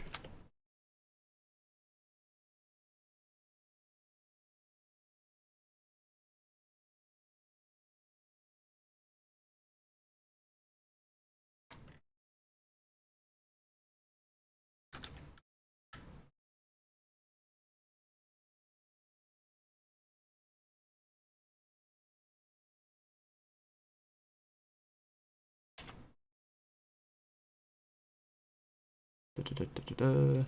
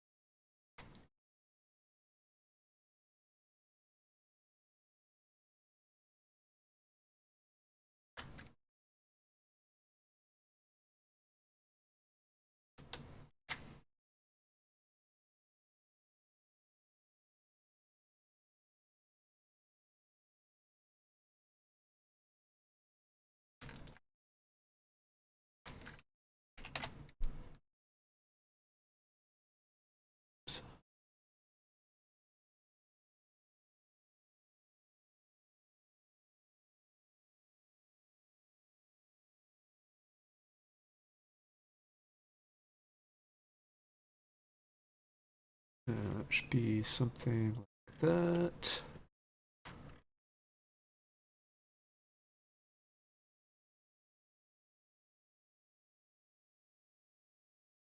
Make sure that's flat. Make sure that's flat.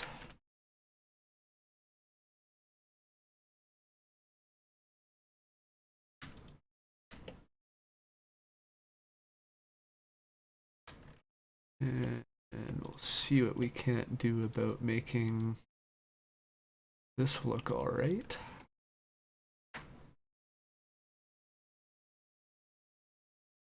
Let's do like a one face bevel there, I think. Should look all right.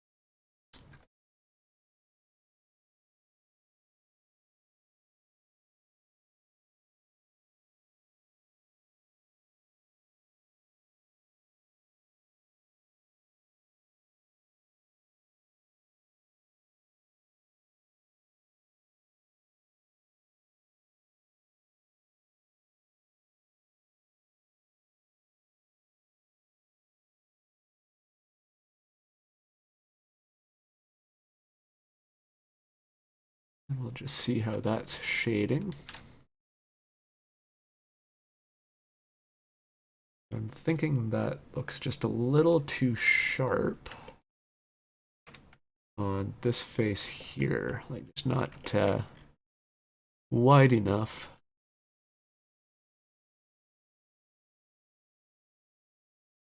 I'm gonna make that wider. About that much. And I'll do the same over here.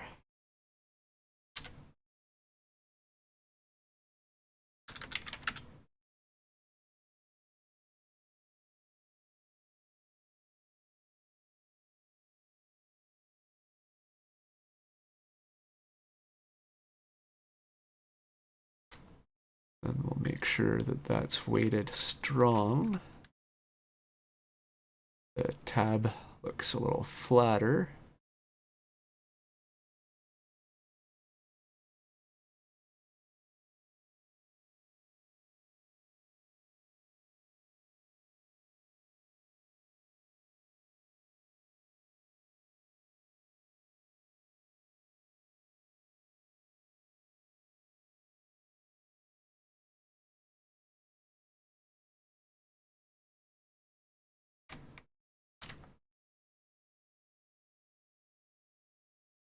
I'm just wondering what happens if I bevel that a little bit.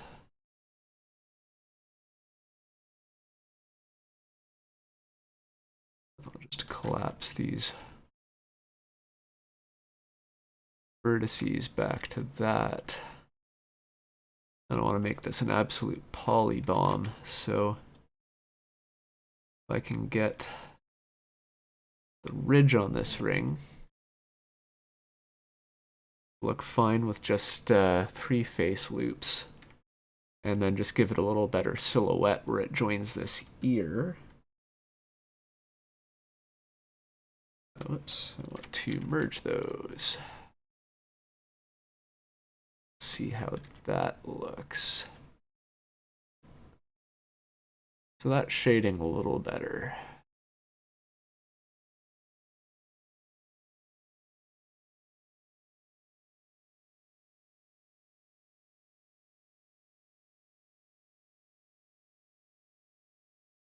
But then I don't have a ton of definition on the flat of that, so it's looking kind of chunky actually. So what I might just do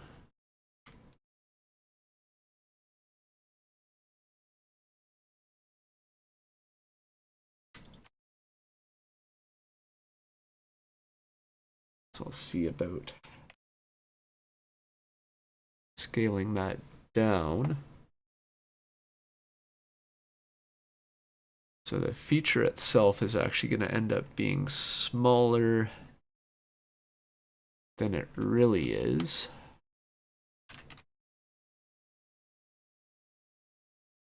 But the way it's going to shade, it's going to give the illusion that it's wider than it is. I think that's about what I want there. I don't know, what do we think?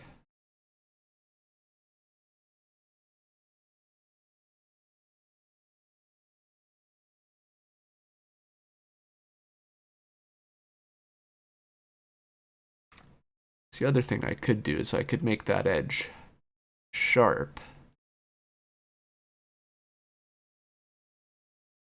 Sometimes sharp is just a little too sharp, you know?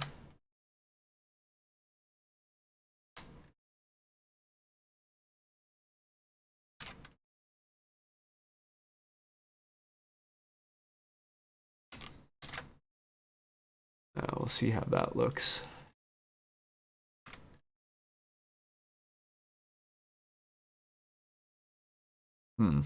I'm torn. That actually almost looks better. So yeah, we'll go with that. You convinced me.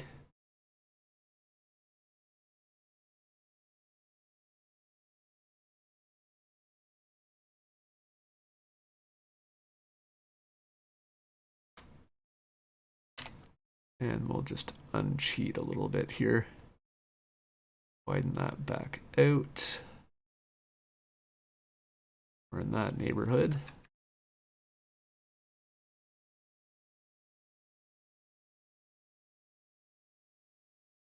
I don't know, folks, have we ever seen a finer looking luber finer? Probably, right?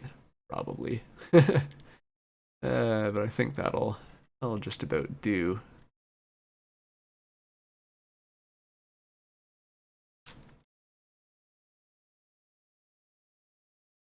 Alright, so we're gonna select all of that.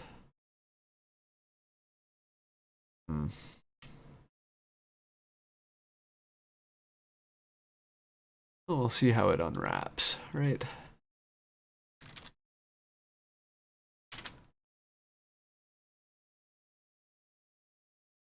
And not very well.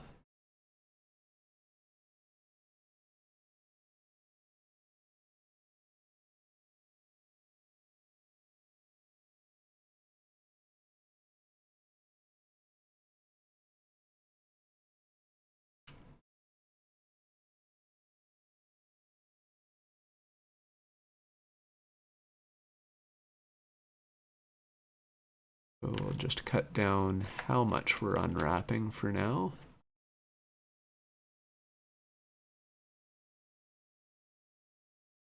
That looks all right. And that.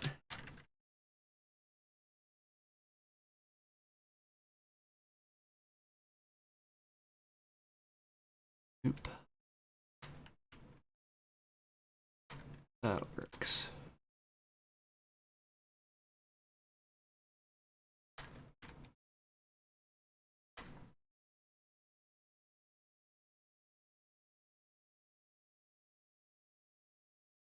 That works. And then just one more face loop to do. And that actually looks alright-ish. That's all pinned. Usually do about 296 pixels per meter on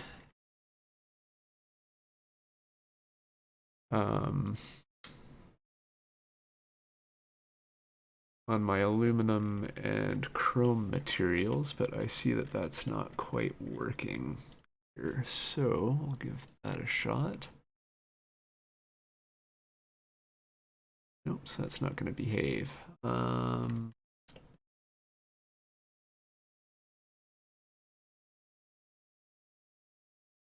sometimes I find it'll kind of go like a multiple of like 2 or 4, like over or under for some weird reason.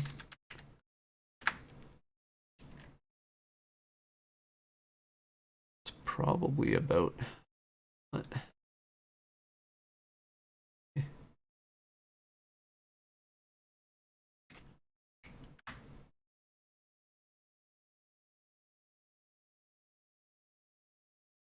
That looks about right.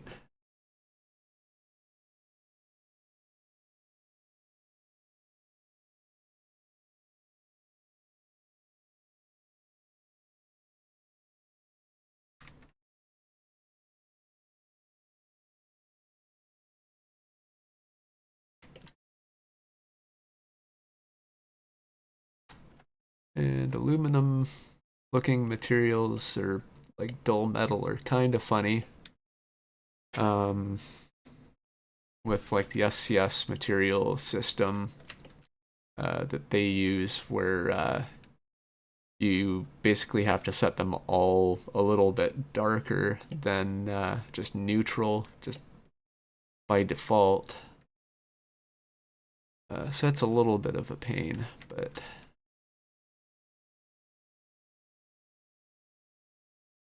still manageable.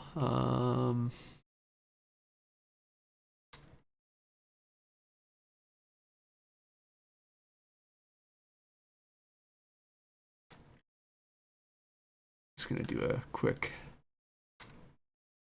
preliminary pass of Vertex Paint on this. Got their 0.25. So we're gonna darken some of the edges just where it meets with the housing.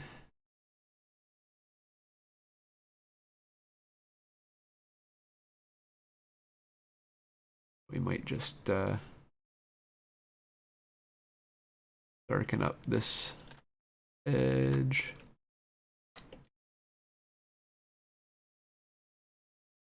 And its mate there. That dark though.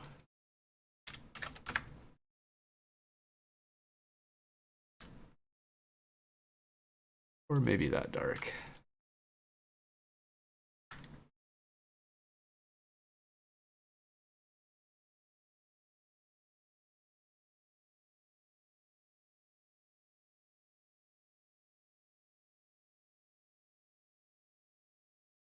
I don't know, it's starting to look like something, I think.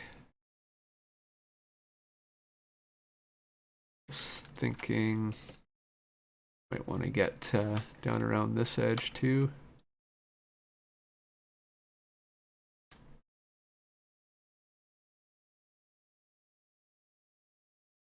Yeah, but then that starts to look kind of goofy on some of those edges. So I'm gonna have to, I might have to triangulate that and flip some edges maybe. We'll see. Nope, that looks all right, I think. Too many artifacts. Best way to tell, to go and use that flat view. So you'll notice like all the materials where it's like a dull metal or an aluminum look, they're all just a hair darker. For your own projects, if you're using the same like SCS base materials, like all the tiled materials that they use in their trucks, I find about 0.424 is about the value that works for that.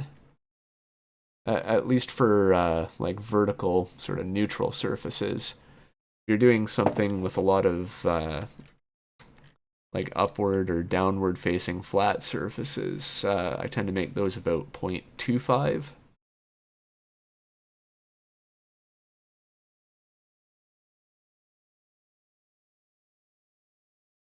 Otherwise, you end up with just a little bit too much like reflection on those surfaces, and they end up kind of over bright.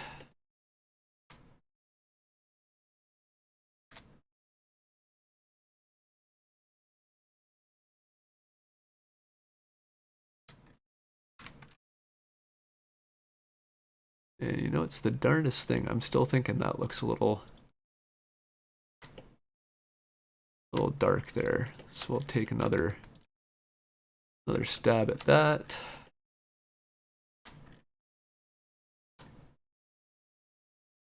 And what am I gonna do?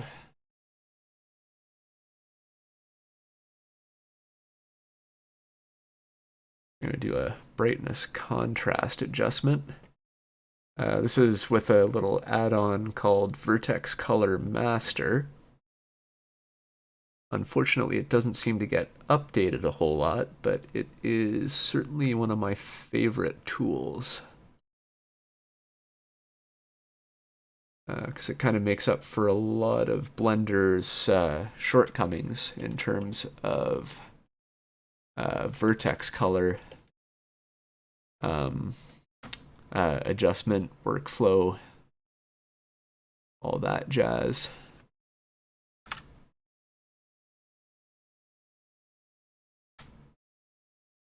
So I think that works there.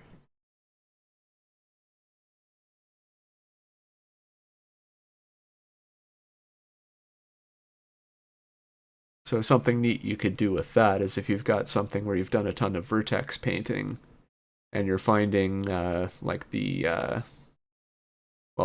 brightness or the contrast are a little off, where in Blender you'd basically have to just keep on repainting until you end up with something you're happy with. With this, you can just make a selection and tweak it like you would in, say, like Photoshop with a raster image or something. So I was pretty stoked when I found that. Yeah, it's looking a little more natural. You can see on the cap of the lube refiner, it's a little over baked in there, but what I've done with that is that's actually the vertex painting, I think, from like this is actually lifted off the GMC General, but that's got like a chrome cap by default. And I find with the chrome materials, they really pop if you sort of overbake some of the shading like that. So that's a smarty top tip if anyone's still listening to me ramble at this point.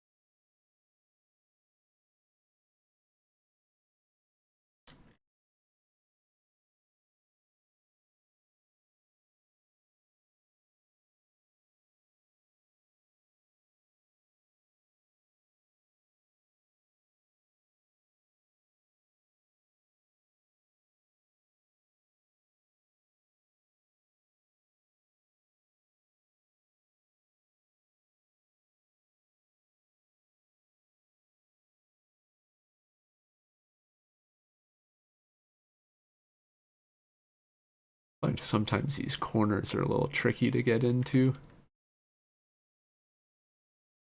You know what? I'm just gonna hide that for a moment. That's the ticket.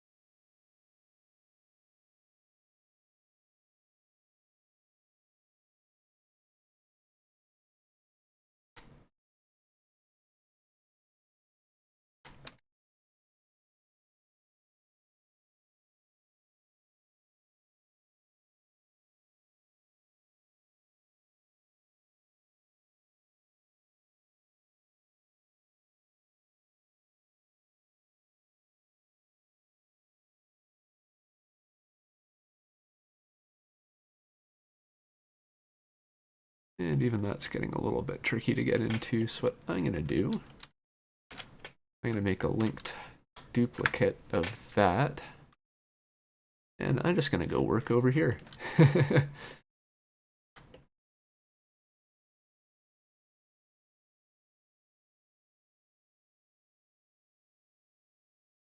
And I can actually see what I'm doing. Imagine that.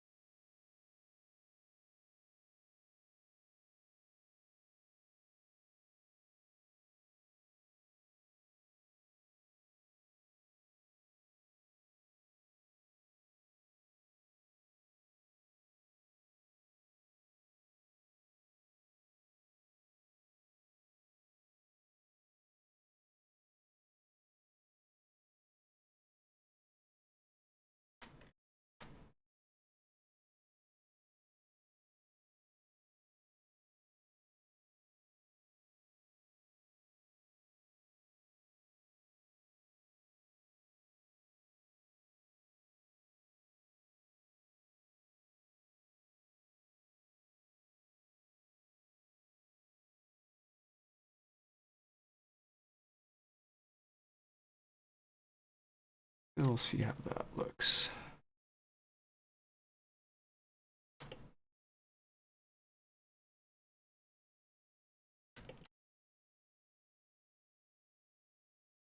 Probably just a little too dark. Spot or two.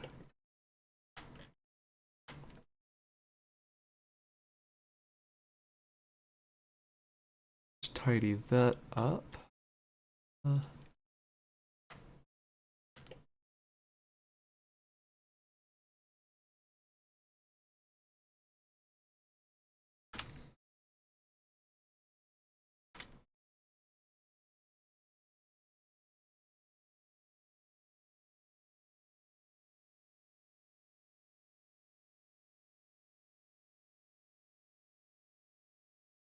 How that looks.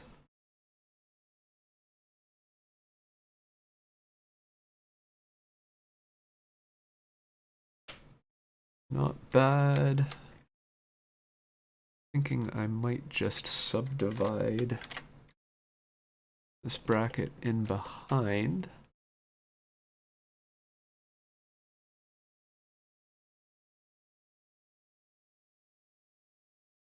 There's a funny little bug with Vertex Color Master where it won't adjust. Like say if you enter Vertex Paint mode with a face selection, and then switch to a vertex selection, as soon as you go to use Vertex Color Master, it'll switch back.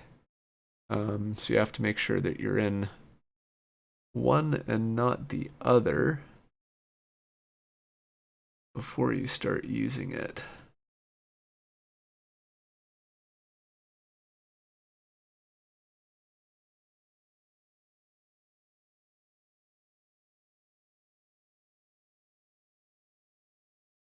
Yeah, so that looks all right, I think. So what I want is for this flat surface in behind to be just a little darker than like these legs of the bracket. And then no matter the lighting situation, that should be, like there should be enough contrast to set that off.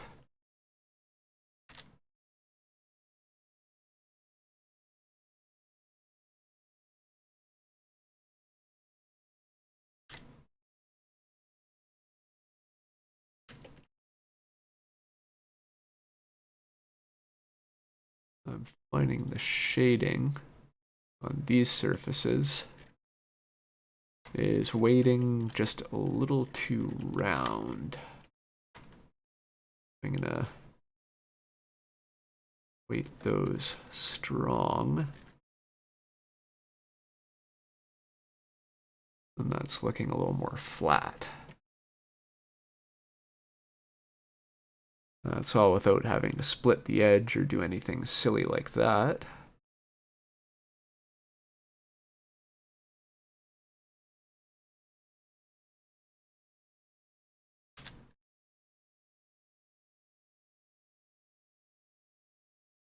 That's actually starting to look like something.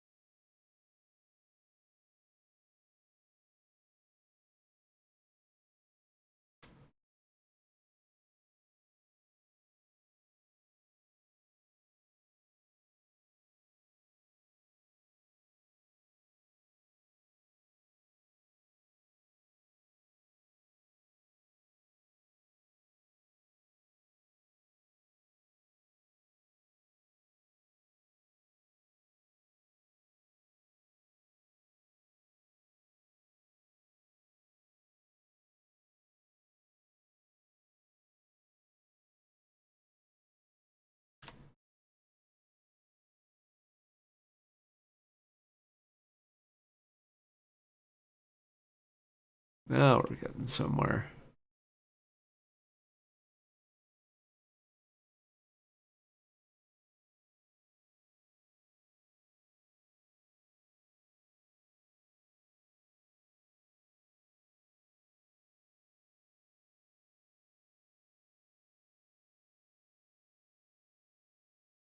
So for anyone that's ever wondered why all these projects take, forever and a day, we've been at this, 2.5 hours, and what have we gotten done? A couple of ears on a battery box, and a luber finer bracket. And then, we've got, yeah, and a gazillion more inane little details like that to go.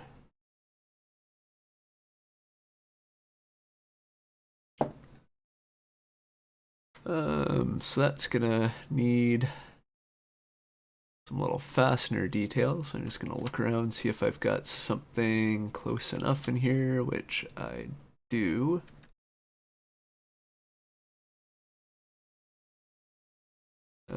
So I'm gonna duplicate that. That up here. Get rid of all the parts I don't need.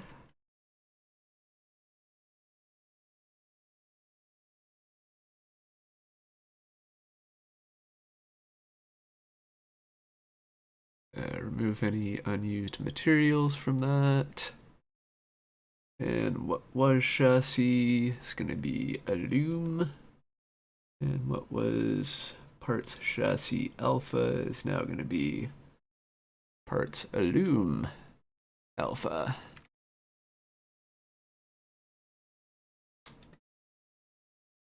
And then where are we?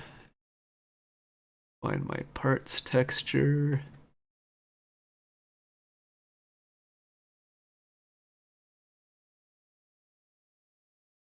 And the way I've done this is all of these little like alpha details. I just do them on like a little 64 by 64 grid, kind of in this corner. And then there's also a few like normal map details that I tend to put down on the bottom right. So like, where are we? Yeah, this guy. So I use stuff like that for just kind of cheating the shape of things, putting extra little bevels on edges that don't have bevels, that kind of debauchery. So we're gonna go back to parts here. And so if I want to change that from my chassis material to like my general metal material, boom, I just move it 64 pixels. And not bad, right?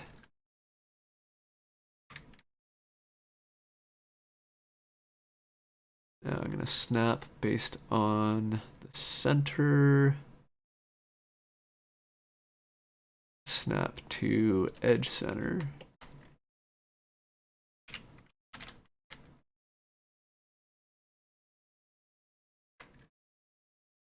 That's going to get me a little closer to where I want to be. Right.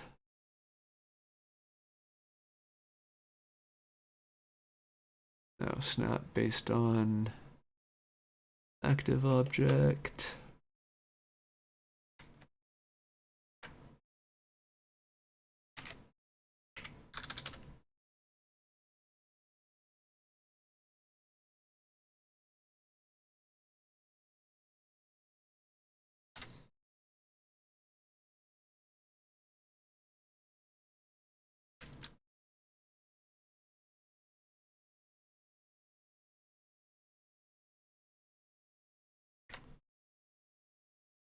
Alright, just gonna kind of massage this in here.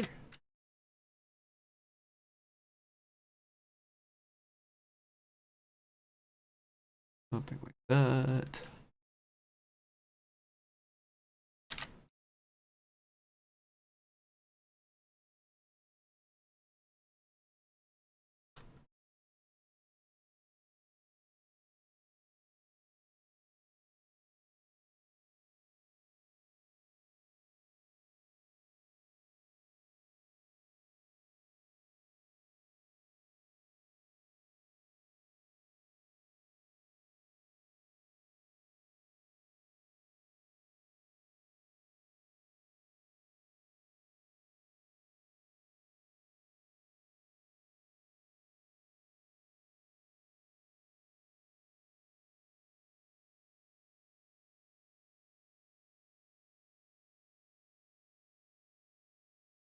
I see we've picked up a few more follows here.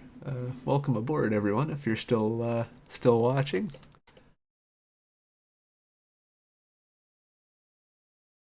You guys are all making me nervous. The chat's just dead quiet there.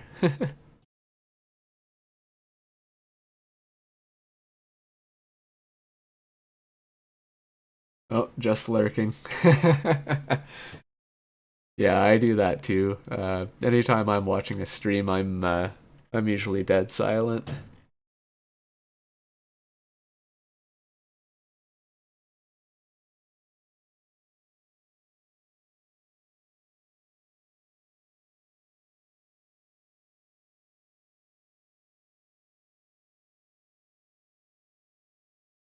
What do we think? That doesn't look too terrible, does it?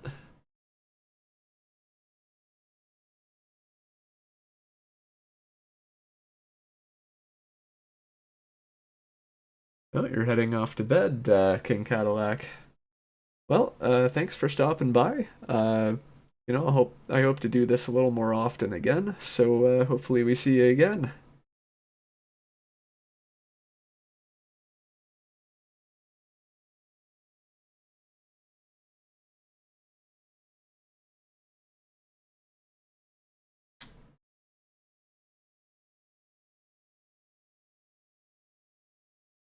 All right, so I'm gonna leave those details for the moment.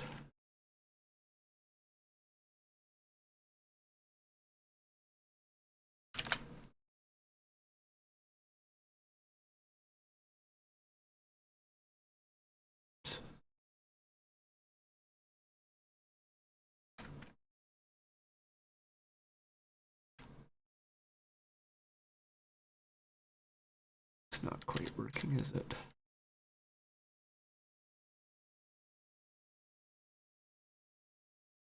Trying to find a good way to just select all but the outer rim of this band here.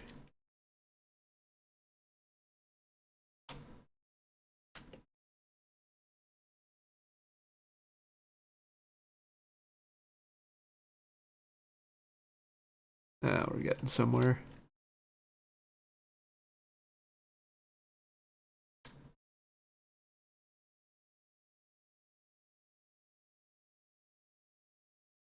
Because what I'm gonna do now.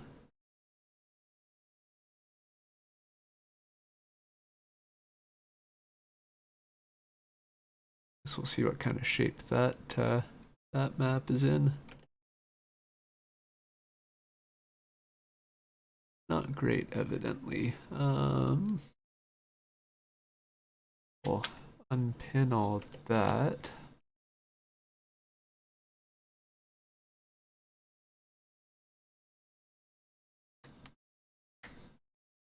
It's going to make a seam around the boundary of that selection, and now I can use select linked. Get back to that. That's a little better. Let's see.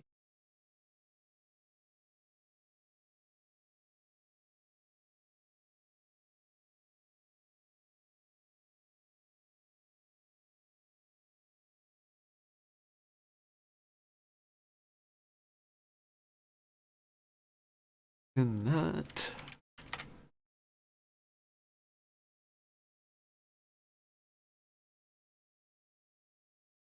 Looks mostly alright. I think.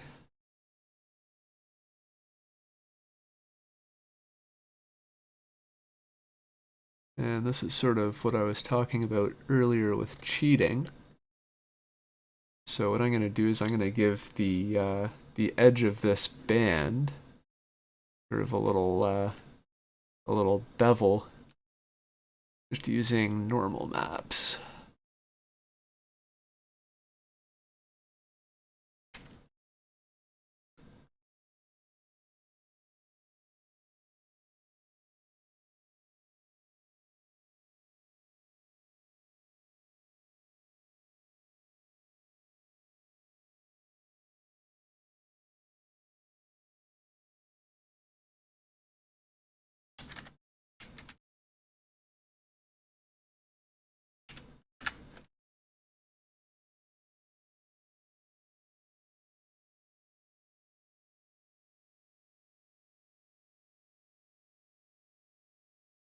I'm going to get the width of this at least close to where I want it on here.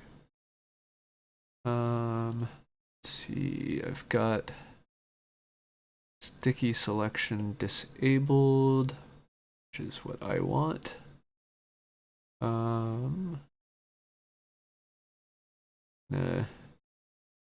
Deselect those faces, those faces. Oops. I'm going to just scale that in Y.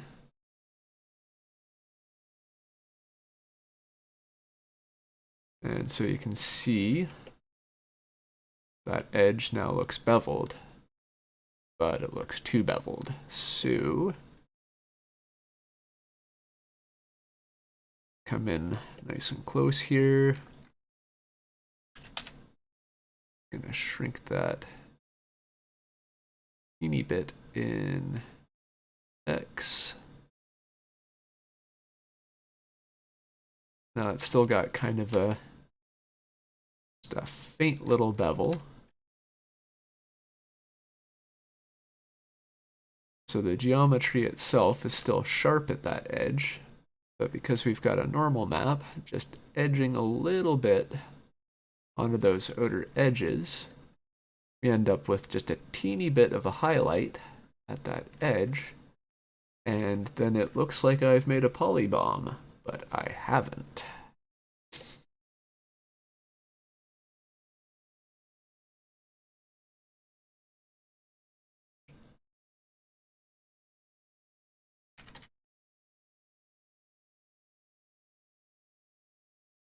And now the fun part, you can call this fun, going to be blending the like the edges of this, the tabs in.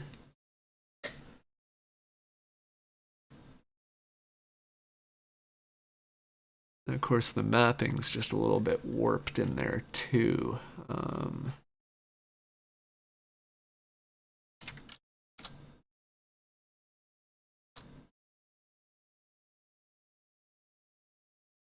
Move this up here.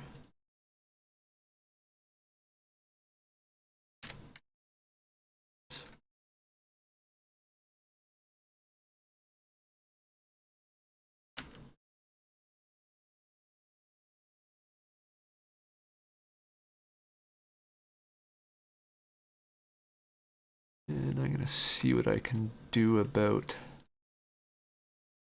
cleaning this whole mess up.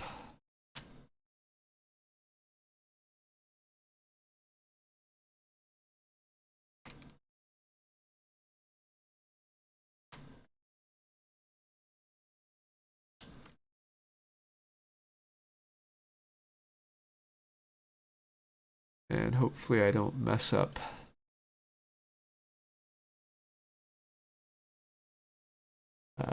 the geometry too much here.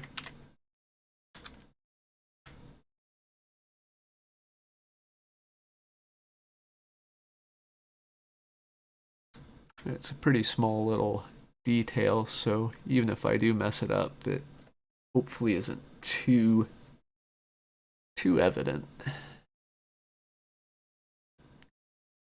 And again, you and I will know, but that'll be our little secret.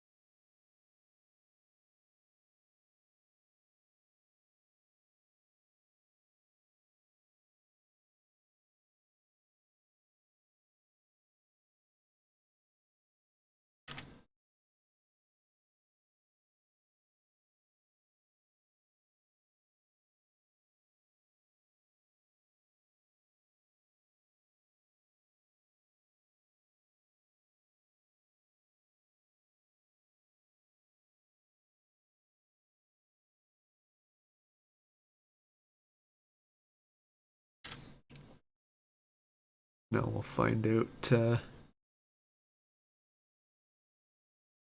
how borked all of this topology is.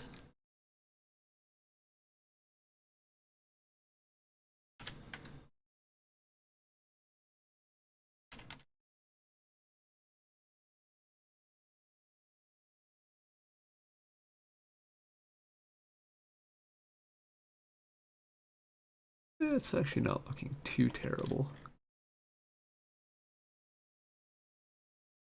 Yeah, looks good from far, but far from good. That's the saying, isn't it?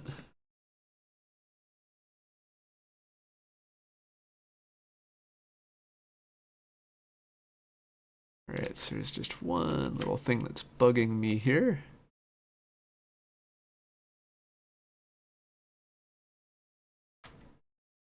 Or at least at this moment, it's just one thing bugging me.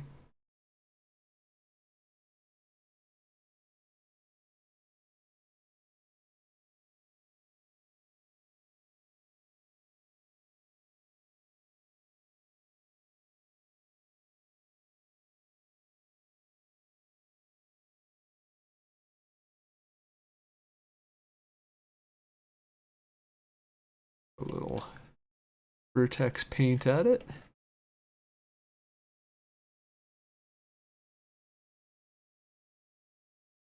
There, that's looking a little better.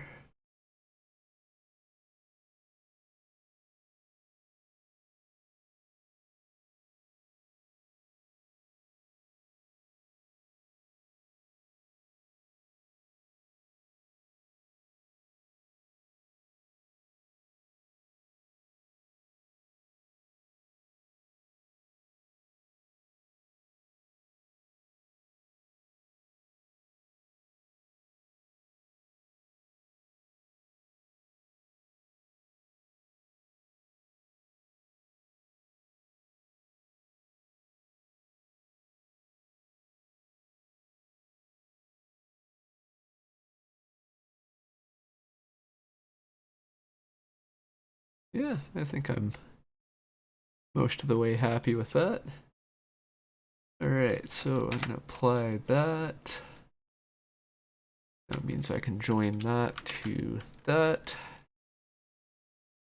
We got little fastener details on both bands.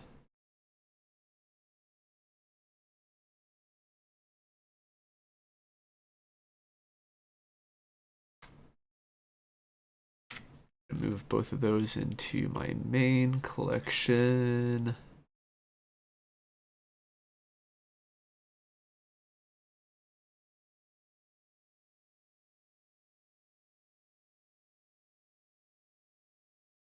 Then make them part of that guy.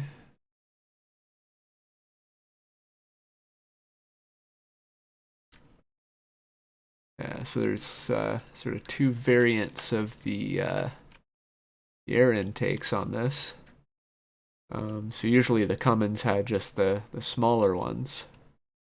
And then for some reason or another, the Detroit V8s, they used these just ridiculous huge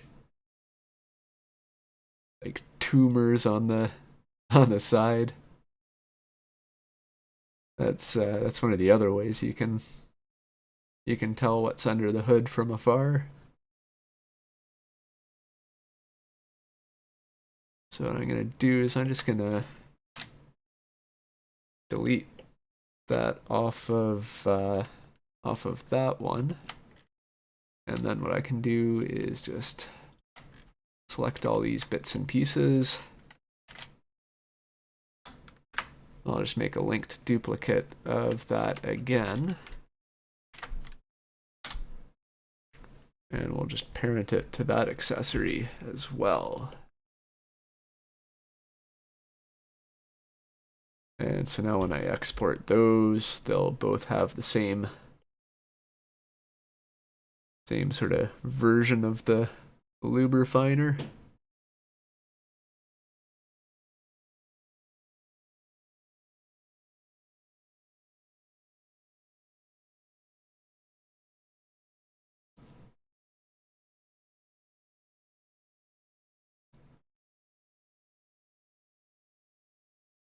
Yeah, so I think that's enough on the lube refiner for tonight. So next thing I wanted to deal with is the exhaust brackets. So I've been putting that off for a while as well. Let's see if we've got good photos of that. So I think some parts of that are home built.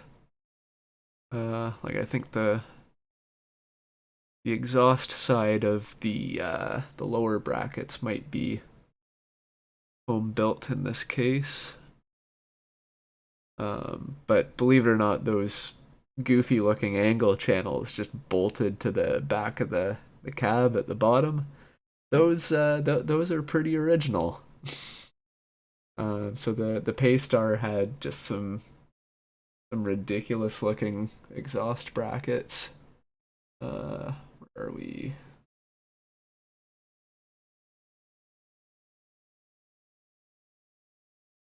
See if I can find a good reference for that.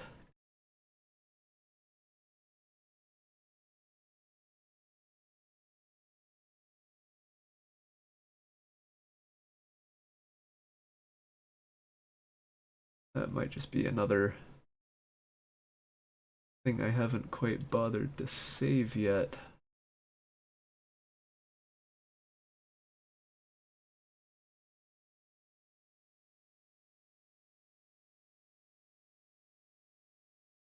This might be it.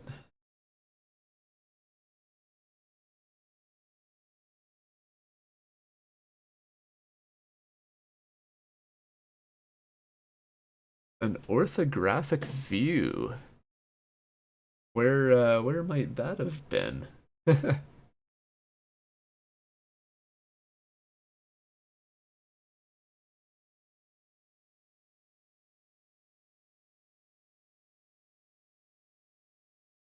But yeah, no, somewhere in here. I actually have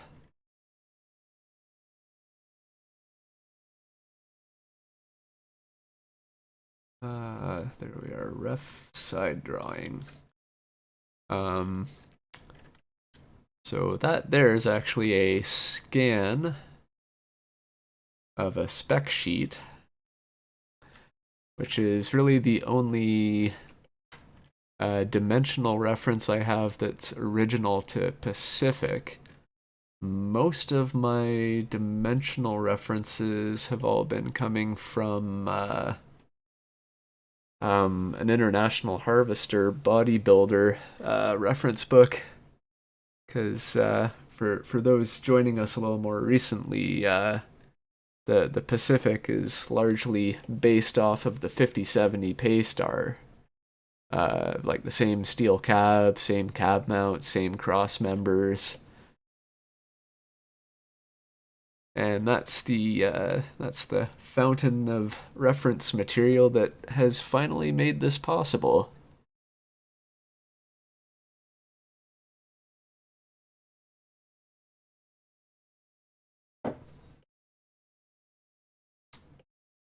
Oh, another fun thing.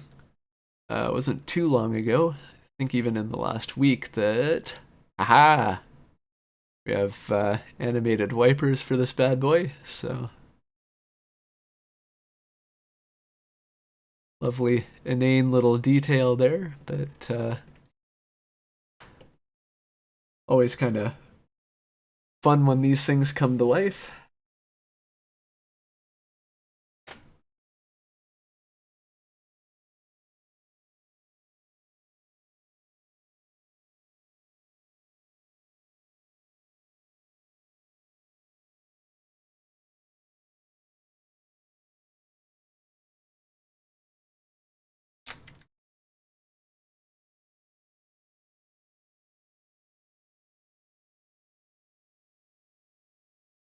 The bodybuilder online download thing. Yeah, that's definitely like an option for like newer equipment, but No, no, no. When I say bodybuilder book, that's that's me being super responsible on eBay. So on the off chance that someone just happens to be an eBay seller of these things, and you're wondering, wow, suddenly all these are moving. Yeah, I'm the weirdo that's buying all of those, for better or for worse. How much did it cost? Good question. Not sure how much that exact one was, but on average, I'm usually spending like, I don't know, 50 to 75 bucks each plus shipping. So as I say, irresponsible, but hobbies. They're the price part of it is sort of don't ask, don't tell, right?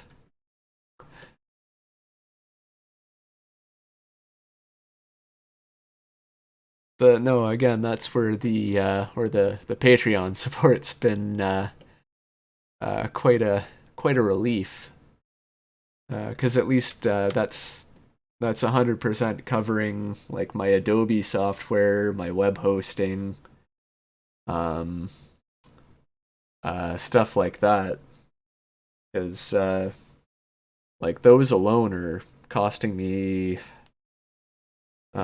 what is it? Probably about 1,200 a year Canadian pesos. I don't know. I've been afraid to do the math in detail on that.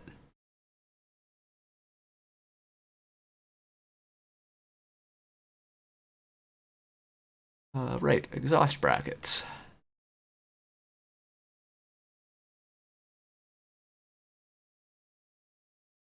Just gonna see if I can find a good rear view of. Yes, this will do. This will do.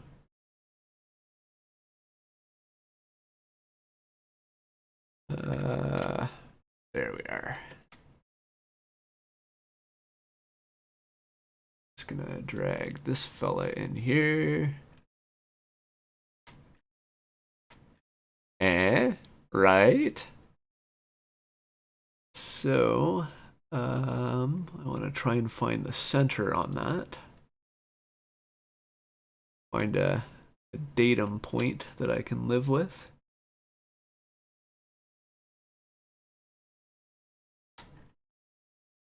He says, speaking in engineered.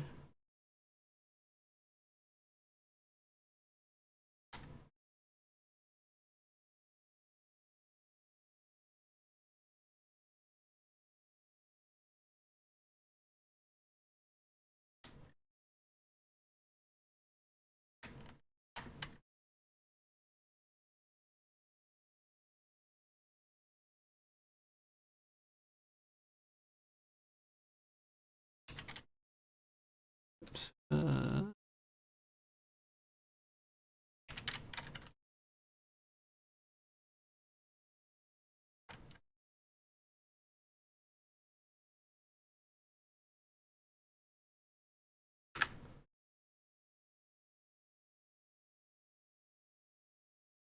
I'll just try to scale this up to match, more or less.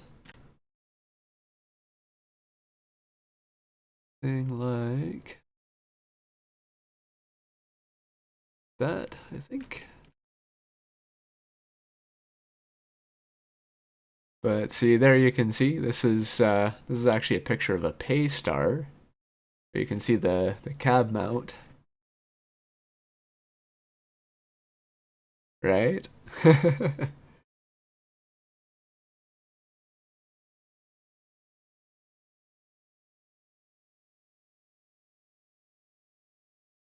If I need a moderator for this chat, let you know. All right. Well, if the need arises, for sure. And so far, I don't have anybody being too lewd on here. I'm sure if anyone was to try to troll, I'd probably just bore them to death before they could do too much damage. So I think we're all right for now. But you know, if we get there, you know, if modding streaming you know has its big heyday that you know everyone's watching modding streams for some sad reason. uh, Not sure how you control a modding stream. I'm sure there's got to be some intrepid individual out there who's gonna find a way eventually. Not that I'm issuing a challenge, but you never know. A lot of goofy people out there these days.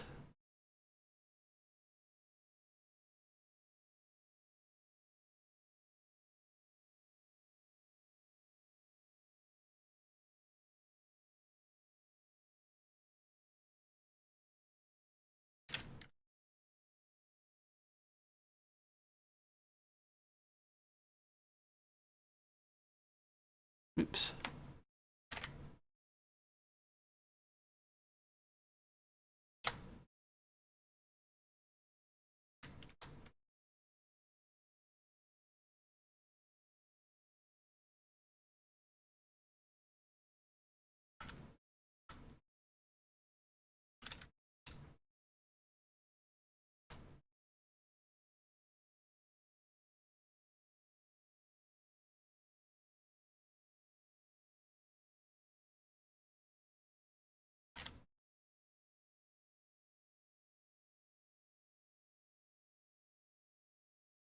But yeah, that's one of the reasons I don't go out of my way to promote the streaming aspect of this.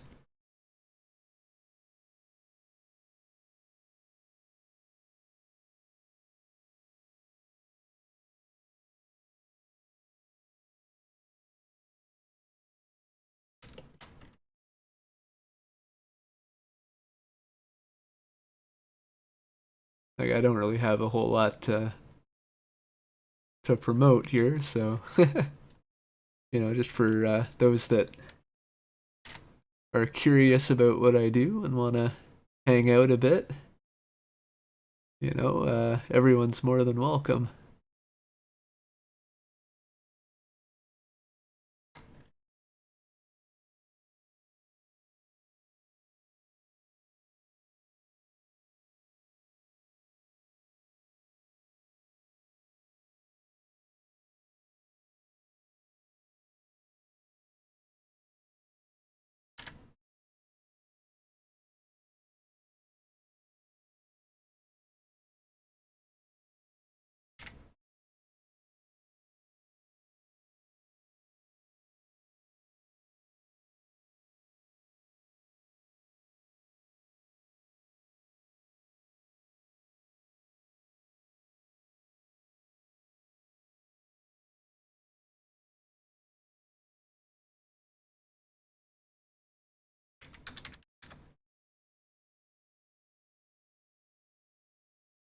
Might be a little far, eh?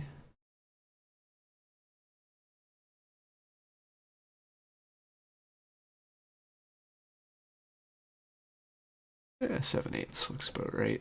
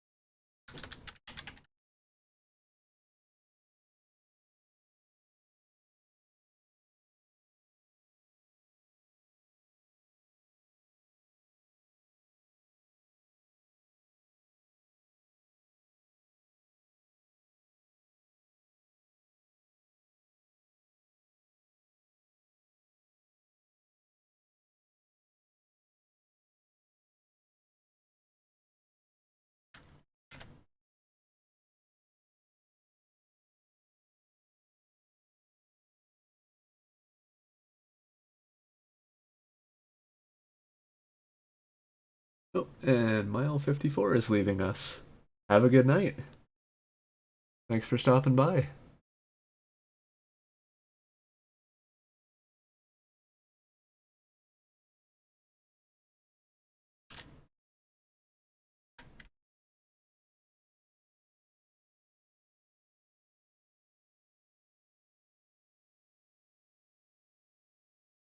Oh, that's kind of exploding, isn't it? That's fun. Guess I know I can safely set the insides of that to sharp, can't I?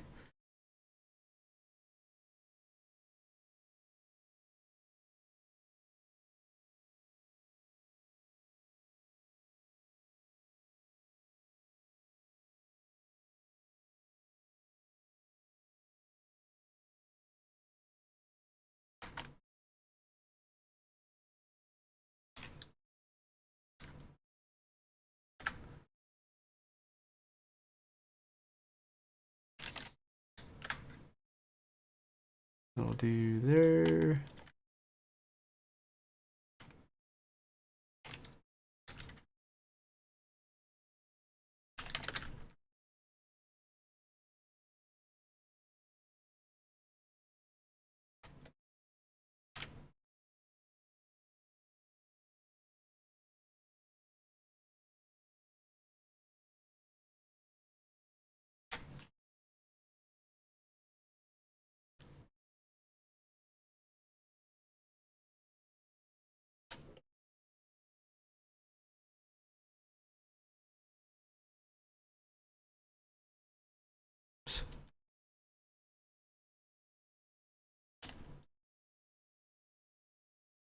I think that's got everything.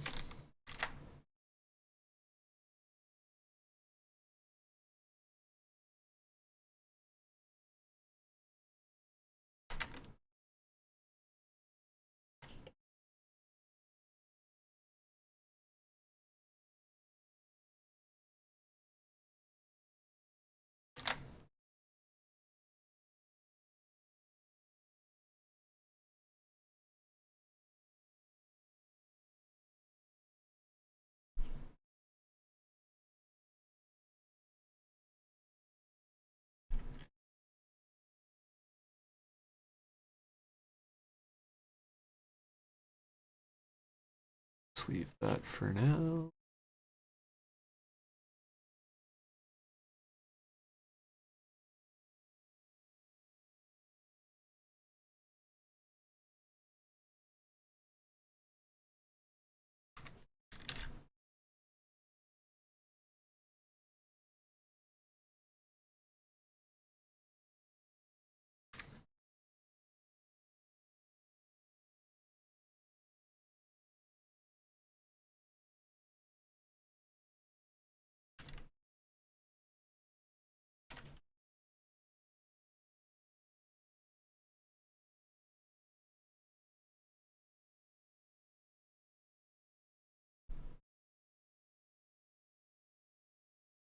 That looks all right.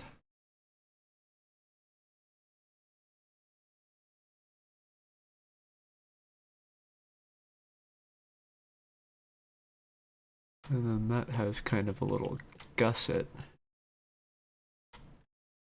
Let's inset a bit.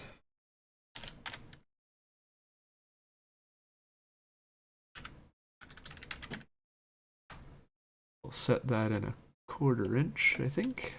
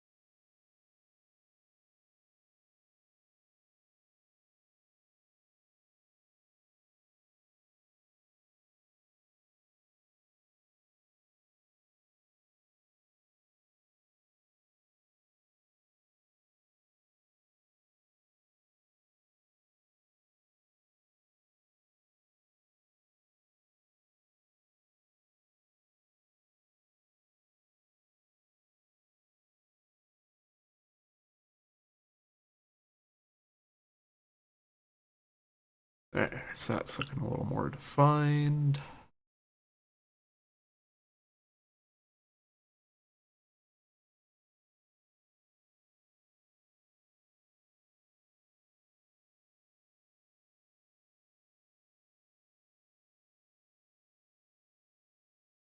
And we'll just make sure that that edge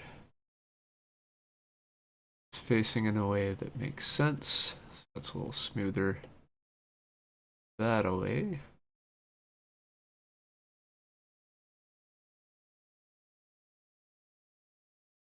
I'll just take care of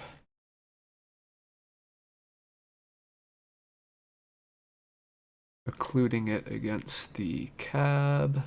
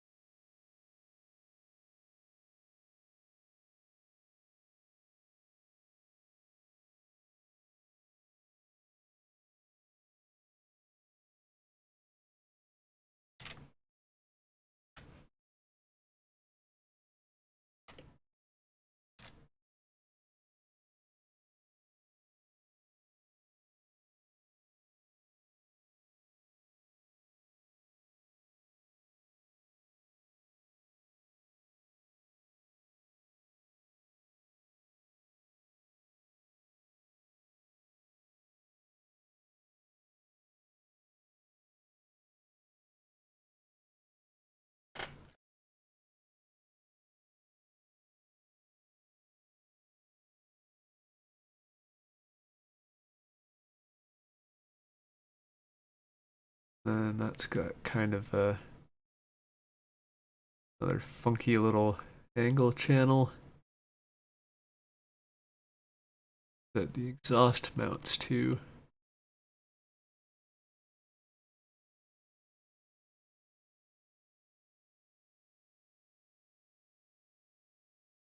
And now I just need to see.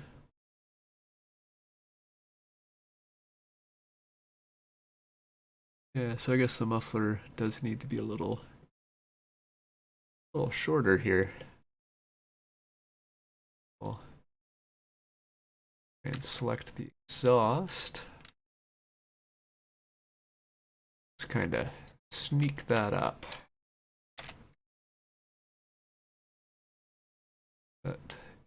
Clear that neighborhood.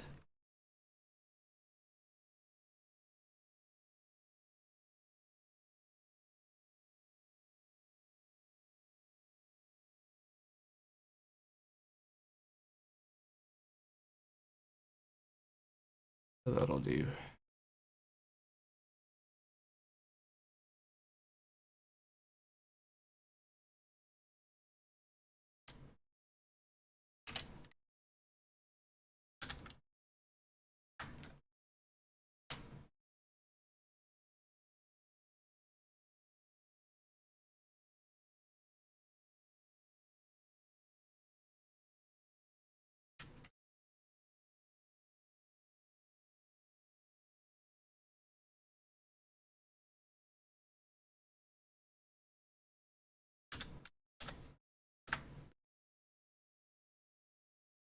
Let's kind of sneak that back away from the back of the cab.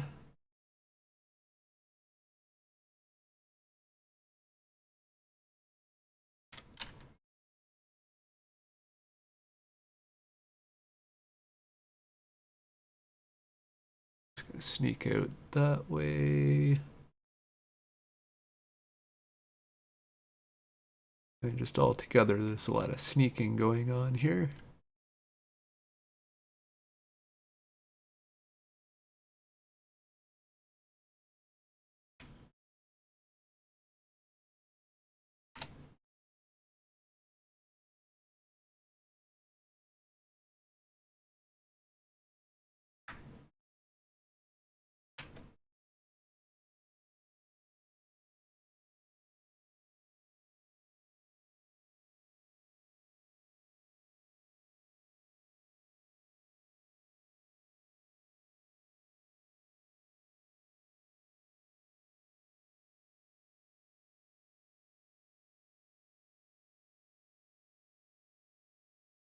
Well, we're kind of coming up on the 3.5 hour mark.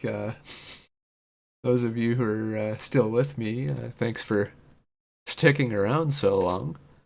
I think I'm gonna wrap it up around here. I'll probably keep working on this. Just my voice is starting to go. I'm sure a lot of you are probably being lulled off to sleep. So, uh, again, thanks for sticking around. Hopefully, we'll do this more often.